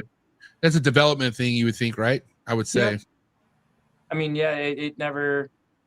There was no life to take. You know what I mean? Yeah, I have a yellow calico baby that was like being a pain in the ass eating, and now that I got it to eat, I realized it might have some digestive issues. Just the way I could see some of it, like I know for the most part these Neos could digest them pretty quickly. I feel like this one's having an issue digesting it. Like the lump is there longer than it should be. But time will tell. You never fucking know. And again, I think that is important too. Like that's a good thing for time on the Neos is you got to give the digestive system a good overhaul. You got to know. You got to get it working. Yeah. I think that might have been, I think that might have been like a good lesson there with that first Neo. It was just like a little soon to sell, and I found out what was wrong. You know what I mean? Based on it sticking around with the breeder long enough for him to find out that it was wrong. Speaking of selling Neos, Robert, the ones that you did release, how old were they, and approximately how many meals did you have in them before you let them go? Question. See, they hatched in March 16th. So I want to say they were about 15 meals in. And I would have to go look at a post at when they received them, you know what I mean, to actually know the date. But they were 15 meals at roughly 5 to 7 days a meal. So you're sending them out well established. I like to hear that. Yeah, and I didn't there were a couple meals that I didn't count, like the establishing meals of chicken gizzard, or you know what I mean. The first couple bite and swallows and poops, I didn't really count until they were starting to become big-sized meals with no hesitation, just right off the tongues. Yep. Then I started to count, and that was also, a question that I had for Garrick as well. It's like, hey, tell me, I want to know, when do you start counting? So. Yeah. And that's basically how I've done this Chondro fun reptile exhibit, is just call and ask. Yeah. Message and ask, it it's can't hurt. But as easy as that is, some people still fuck that up. So you got to give yourself some credit here, because from what I'm seeing, I could tell where you've gotten some tips from, and you're using it right, man. So, and again, it came with trial and error, which you're very open about, which I'm glad, I hate that I have to be the jaded one a lot in my group chats and let people know, like, yo, this is what comes, because there's so much excitement right now with people getting on green drink pythons, and I love it. I like being a part of it. I like being an influence of it, but also I'm very open about the shit that I've been through, not only on my podcast, but like to my people straight up. But it made everything so worth it. Like, and as you know right now, Robert, that the multiple lessons that you've learned, not only financially, but just even with your time, so worth it. It's so worth it. And it's fun. Yeah, no, I'm having a blast. I mean, I'm having a blast to the point where I obviously test a lot. Another thing Garrick makes fun of me about, but I got invited into other collections to help test and show and be a part of, like, yo, like I'm just gonna hold the snake and we're gonna swab together, and no, we don't need video. I'm an eyewitness, and your results are your results. I'm not in it to your results. I'm just here to be and show. And hey, you know what? Matter of fact, I'll bring the swabs. I'll bring some fucking gloves, and let's have fun. Do you have a company you like going through? Like, do you have a specific, like, do you like doing fish head? Do you like doing row? Like, where do you take your tests to, or do you use both? I do use both. I like to use fish head when the person owns the snake, because I got time. Okay. You know, we they're still establishing. They get to the point where they're thinking about shipping. So it's like, all right, we got 2 weeks. I'll pay for it, because I know it's more expensive. I'm going to have a shipping label and everything there for you. All you got to do is put it in the mouth with a little video, put it in the envelope, send it to them, and then we both get the results, you know? Yeah. And so then when it comes to me, I wait that 30 days, depending on the person, and then I'll run a fucking RAL void test. Get that three tests in one swab. You might as well for $60. Yeah. You know, and then at like 90 days, I'm gonna run just a Nido swab with RAL. And within that 90 days, I've already gotten a fecal sample, and I ran it through RAL as well for cryptosporidium. So when you have adults that you've already tested, like, are you testing them again in the next couple years, or like, what are you doing? I tested everything 7 or 8 times before breeding last year. God damn. I knew they were fine. I paired them together. I separated because I was done. I had the eggs I was gonna hatch and establish, and then I re-swabbed everything to prepare for this season, because I knew that this was going to be my mature season, and I didn't want, if I needed to flip around, I needed to move males around. I didn't want any hesitation in my brain that something could be here. So I ran it all again, and I did all voids. I didn't just do Nidos. Yeah. More respect, dude.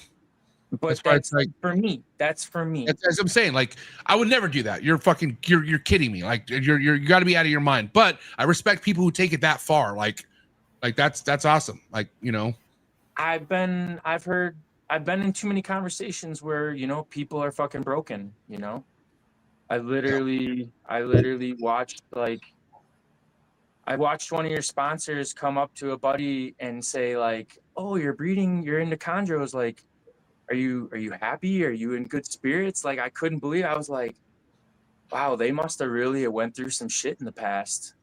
You know, like, yeah. You know what I mean? Like, I could literally see it. And it was this year at Tinley that it happened in front of me. And I was like, man, I really kind of like, you know what I mean? I was like, damn, you know, but you could see he was excited to see his buddy that they had been doing chondros in the past back in a living positive manner, you know what I mean? Having a good collection and working towards the right way. Everyone's journey in this is so different. It's fucking crazy, man. You know, and you have some that turn the corner quickly, some that take longer than others, and some that never do, man. But it's like, it's your fucking journey. Like, and again, you could share it with whoever you want, but it's hard to relate unless it's your own, you know? But that's awesome, dude. Yeah. Because like, again, like, I feel like no matter what, there's going to be some point where you're going to be looking at everything like, what the fuck am I doing? Like, am I even doing this right? And I feel like those are the challenging nights that you get through that make you who you are in this game, for sure. Like the one, like when you question yourself, for sure. Yeah, no, I agree. Yeah. And, you know, I mean, it's crypto. I've never had anything come back ever. And even Dave asks me that all the time. He's like, well, you're still testing for that? Like, have you ever had anything? I'm like, yes, sir, I am. It's $25. It's new shit in the room. I'm willing to fucking pay it. Fuck it. Let's do it, you know? But yeah, so I had a good time with my son too, you know what I mean? Just like sitting here staring at the fucking incubator the whole damn time, you know? Yeah. Come on. Are you coming out? You coming out? Come on. Doing that will kill you, though. I can tell you that. The whole staring in the incubator fucking really wears you out after a Let while. the paint dry. Yeah, it's like, Yeah. Jesus Christ, your head's still there. Like, come on, dude. Like, come out already. All right, wrap up question time of the episode. I'll go first, and we'll go to Bill and Marshall. But what would you sum up your biggest? Well, if we didn't really ask you what you prefer cycling wise, like either food, temperature, but if you were to sum it up to one of those is why you got success with the chondros that you got this past year, what would you say it led to? Was it any kind of a cycling that you did? Was it the just raising them right? You think? What would you give it to? Yeah, I kept my low time temps the same. I never bumped them back up, and I've got ovulations already here. So it seems like my outside and the way the room is and the way the sun hits the building, it kind of does a natural type of cycling. I feed every 2 weeks, so I don't think I feed every 2 weeks. If the animal has 3 meals in it, I stop. And then when it poops, I get going to feeding again. So if a female holds for 50, 60 days, she's naturally cycling herself. Maybe. I don't know. I'm new. Wait, hold on. Say that one more time. So like if I'm feeding an animal and I put a meal in, 2 weeks later, I put a meal in, 2 weeks later, I put a meal in, I'm going to stop until that animal poops. If that animal takes 50 or 60 days to poop, then that animal is inadvertently cycling itself. What do you think of that, Bill, Marshall? Does that make sense? It makes very good common sense to me. I've never heard it like that. You could be onto something with that, because that does make me think. I just sit back and that's just the way it comes off to me. You know what I mean? Like there's some I've had some females that hold for 80 days. So you track your bowel movements. You're big on tracking your shits. I track everything. I could tell you anything and everything from fucking 4 years ago. This guy's out of control, but he's onto something, dude. It's really crazy how different they can be. Because I'll have some that will shit every 2 or 3 meals, and man, I've had some where I fed the snake 3. Used to do the three meal thing. Usually after the 3rd meal, I'll soak them and see if that gets any kind of response. Sometimes it does, sometimes it doesn't. I had a female one time. This is not a big female either, that went through. I couldn't get her to poop, and then I was like, all right, fuck it. I'm starting to feed her again. Started feeding her small rat every week. Boom, boom, boom. She ate 10 rats. 10 rats before she shit. Every week, Marshall? Every week.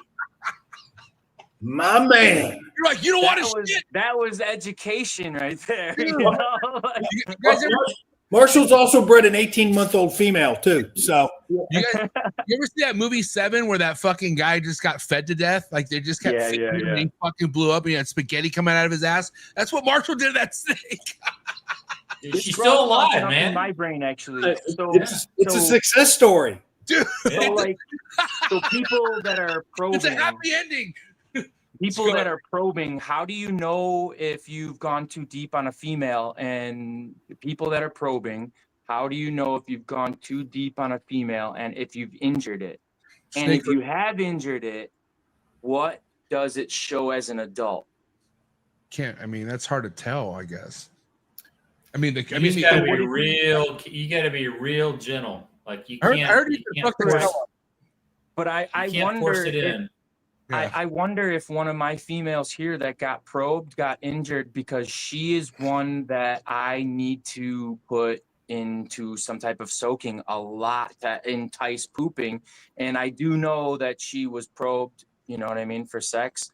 So I wonder, it makes my brain kick into, what would be the outcome of a little bit of an injury from a probe? And that's a solid question. I would wonder.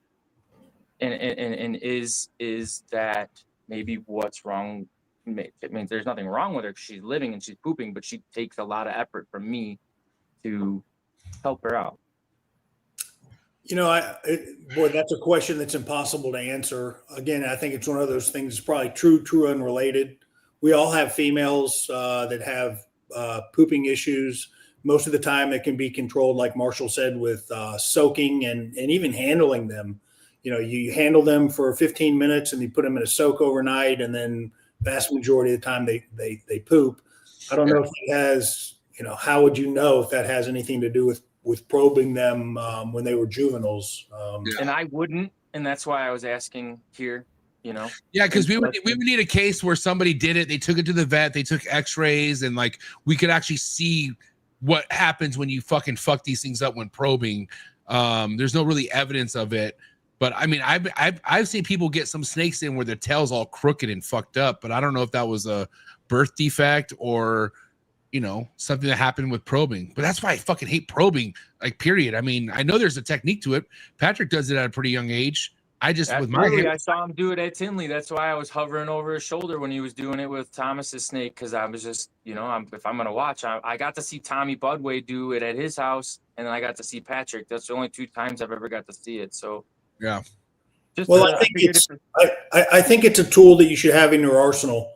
I think, you know, obviously, anytime we manipulate these things, there's risk versus reward, whether it's swabbing or probing or assist feeding. But I think all those things are, you know, if you want to become a big boy on the block and you want to be able to have all the tools in your arsenal, you know, you need to be able to do all those things at appropriate times and with appropriate techniques. So I'm not against assist feeding. I'm not against probing. I'm not against swabbing. But anytime you take one of these things off the perch and manipulate it, you're introducing a certain level of risk. Yeah. Yeah. I mean, because all that shit's necessary and you got to do it at some point, right, Bill? That's why you can't be against it when it's helped. Like, all that stuff has helped you by knowing all that stuff. Absolutely. Yeah. All right. So, Bill, what you got for a wrap-up question or topic for Robert? Well, before my wrap-up talk, I just want to say Rico once famously said, not everybody's a chondro person, you know. And Robert, you're definitely a chondro person. You are so respect. You are so like anally over the top on self-observation and manipulation. And, you know, the only thing that I would give you a piece of advice is that not everything is in your control. Yeah. And you can do everything right, whether it's that male from Dave D. To me, it sounds like it was just a bad outcome. You know, I don't think you did anything wrong. These animals that pipped and didn't come out of the egg, they didn't survive. Man, these things are not all meant to survive. So I think it's good that you take self-reflection, try to learn from the good things and the bad things, but give yourself a little bit of a break. You know, sometimes, you know, I can't tell you how many clutches I've produced, and every year I get animals that don't come out of the egg, dead in the egg. I've tried every single incubation technique, you know, temperature manipulation that you can think of. So I would just recommend you give yourself a little bit of a break on some of the stuff that happens that I don't think is in your control, man. I mean, I really don't. I think you're giving these things every single chance they can to survive, and some of them just don't. So well, I appreciate that, Bill. Thank you.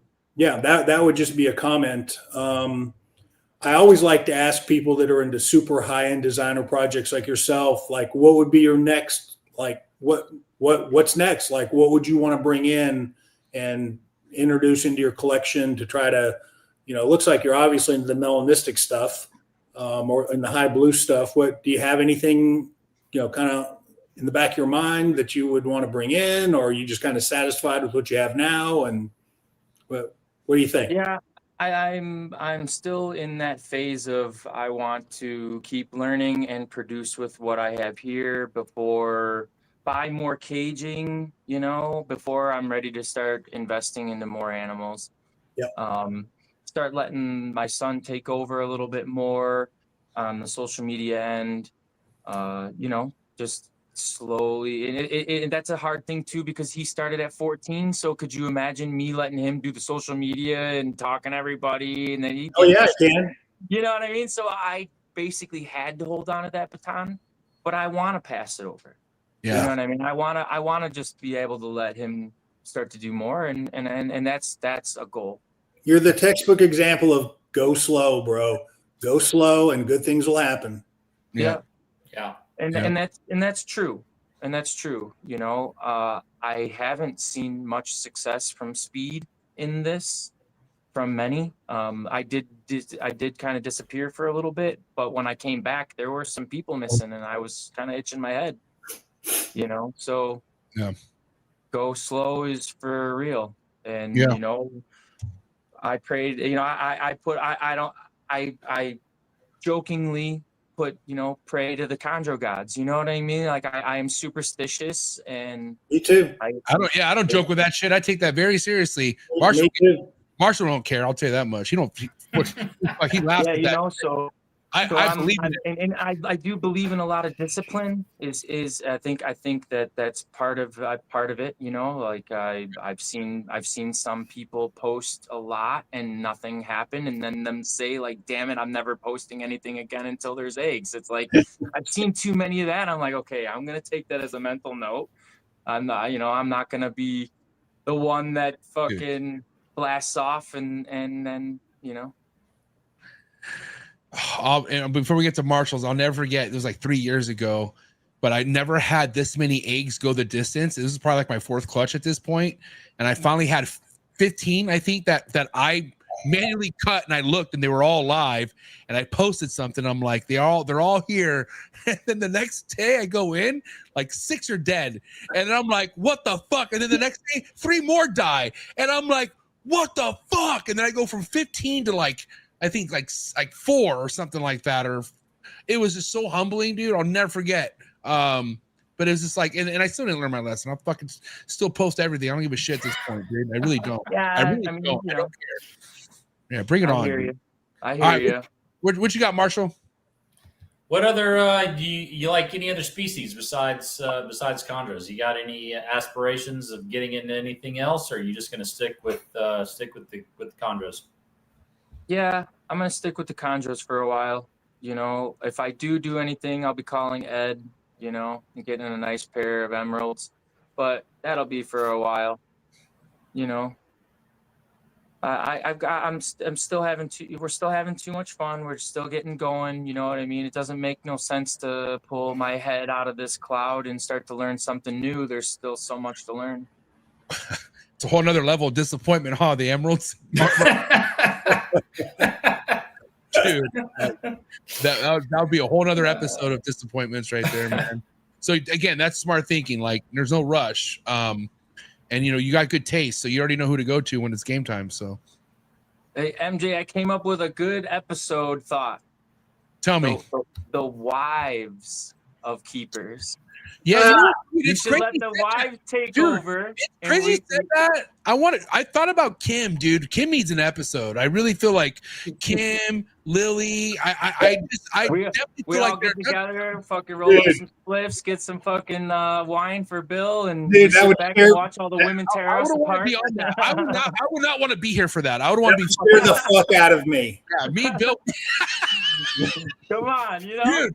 What if on a time where I fly in for your party and I would have Lily with me instead of us going live, Kim and Lily go live. Oh, what an episode that would be. They would tell some stories that, again, I'm not sure I want to hear. No, we're going. Yeah. We'll be in the room with Marshall that's fucking just not there.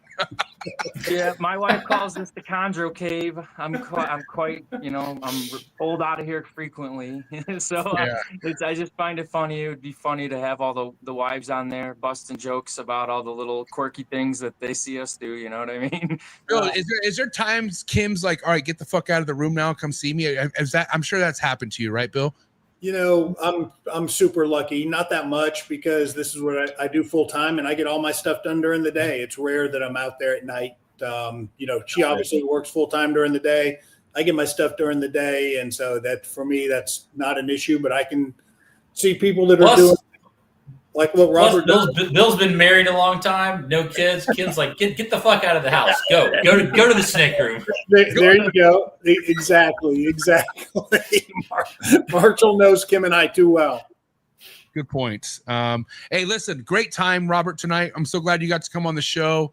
I could tell right now this won't be the only time we see you. I can't wait to have you back on, talk about more of your success, more of the lessons that you learned, because as much as I would like to just say the lessons you talked about tonight are the only lessons you have coming, that's not the case. You got more coming for sure. We all do. It's never ending, dude. But dude, honestly, man, good shit. Honestly, Thank you. your work speaks for itself. Where can people hit you up at? And if anyone wants to contact you for whatever reason, why don't you drop all your social media plugs? Hey, we got the Tetraham Chondros on Facebook, Instagram. We just got a website up, tetrahamchondros.com. Sweet. We got a mailer list. You put your email in there if anything comes for sale. You got that Dave D energy going. Oh, yeah. Yeah, come on Dave now. D. Jr. Yeah, so you guys want to know what's going on? We got stuff for sale, or we got some new breeding stuff going on. We can blast you out that way. Hey, who did your website, man? This is sick. I like this. Who did this? That would be my wife. She did it on GoDaddy. Damn, go wives, man. Jesus, that's pretty awesome. I'll put the links to all this in the description below, guys. Go give him a follow. And again, thank you again for coming by. But give it up. It's a wrap for Robert Hamilton, ladies and gentlemen. Thanks, guys. I Well appreciate done. it. Thanks, Robert. Well done, Robert.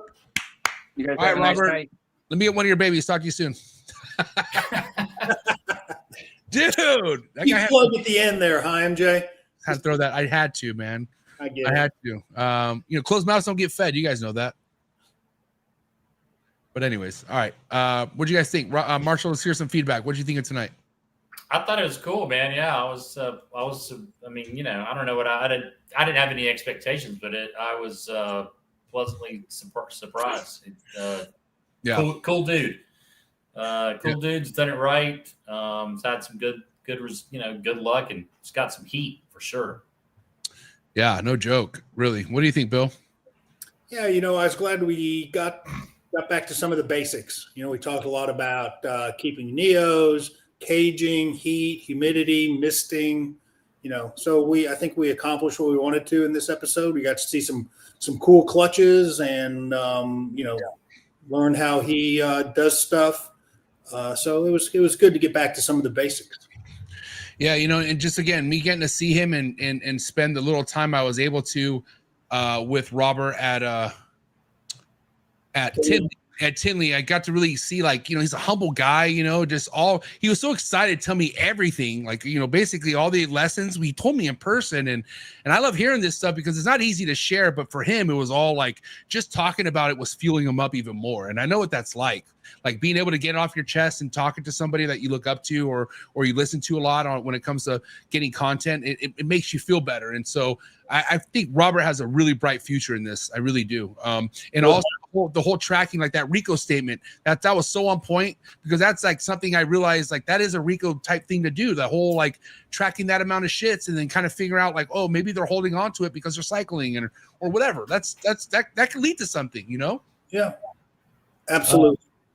All right, listen, before I let you guys go, man, this is tough for me to talk about, but at the end of the day, this chondro community is not as big as we think. This is a tight-knit family. We really are. We did lose somebody very important, I feel like. Rest in peace, Kino, from Windy City Chondros. Getting chills just thinking about it, because I was fortunate enough to be on the Chondro Bar Room, Marshall, Bill, multiple times. Kino's been on Trap Talk.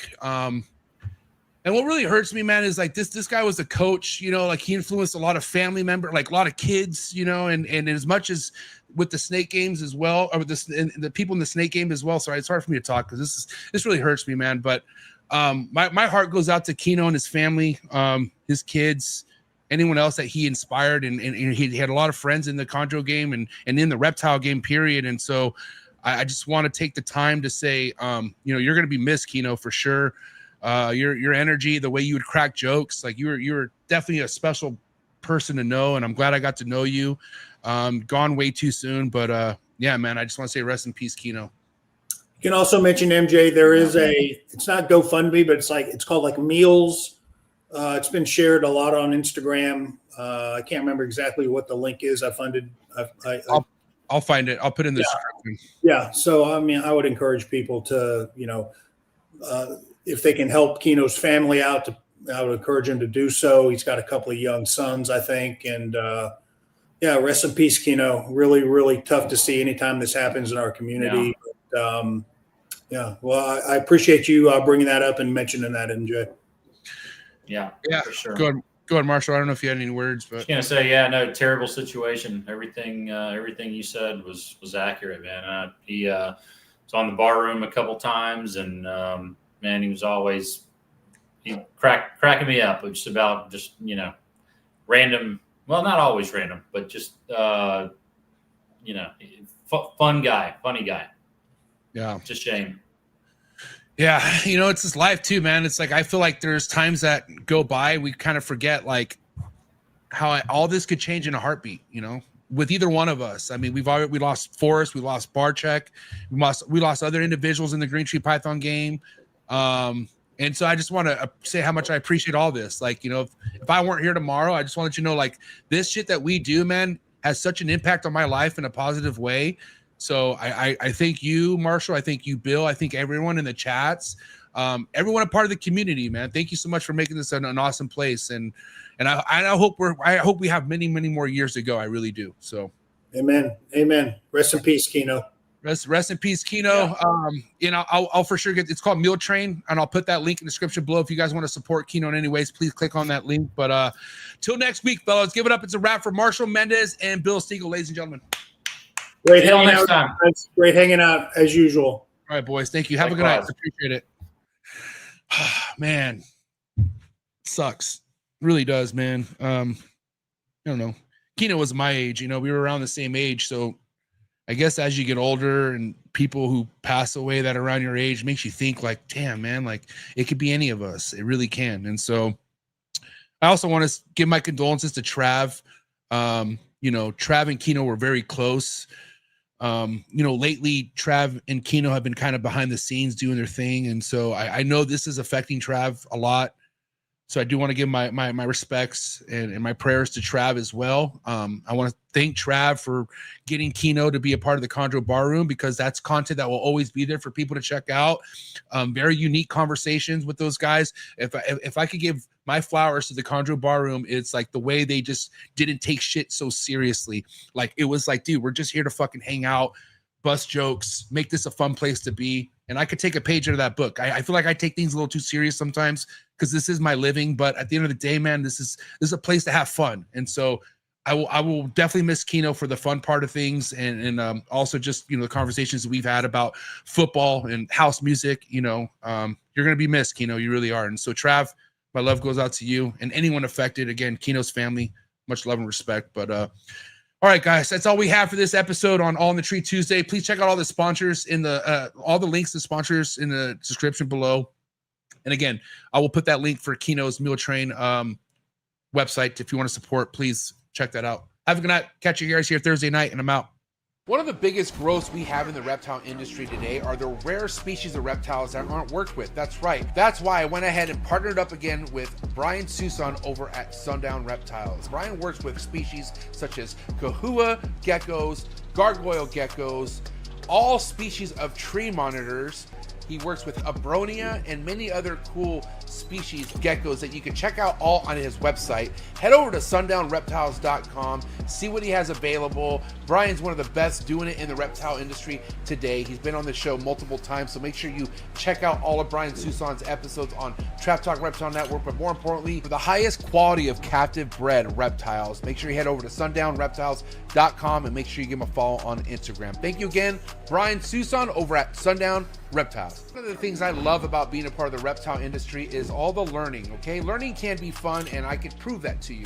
Thank you so much to today's sponsor, Gary Scavino over at GS Reptiles. I highly recommend you head over to his YouTube channel, follow all this man's content when it comes to learning about rare species of snakes you could be keeping in the hobby, and also just finding out how easy a lot of these rare species of snakes are to keep in general. So thank you so much, Gary Scavino of GS Reptiles. Again, head over to his YouTube channel. Also head over to his Instagram to be on top of all of his current work and be ready for a big year over at GS Reptiles. Thank you so much, Gary, for your ongoing support. I really appreciate it. Sorry for the interruption, folks, but a quick word from our sponsors.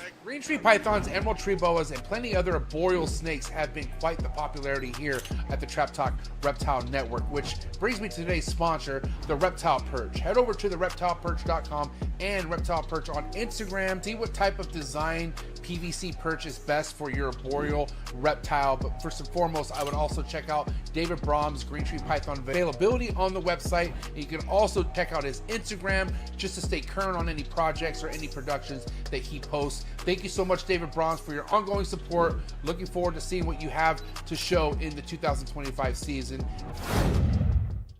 When you think about building a good community and being a leader of that community, nobody comes to mind better than Mark Hager over at Texas Chondros. That's right. Make sure you head over to TX Chondros on Instagram and also head over to Mark's website. See what he has available Green Tree Python wise and be ready for quite the 2025 Green Tree Python breeding season out of Mark Hager. He's a veteran in the Green Tree Python game, one of the best and nicest breeders in the Green Tree Python game. He's been putting on the whole state of Texas for as long as I've known him. So if you want to see all the amazing other chondro keepers out of the state of Texas, another good reason to go follow Mark Hager over at TX Chondros on Instagram. And again, head over to his website, texaschondros.com. You can find all the links in the description below. Thank you so much, Mark Hager, for supporting the Trap. Tree.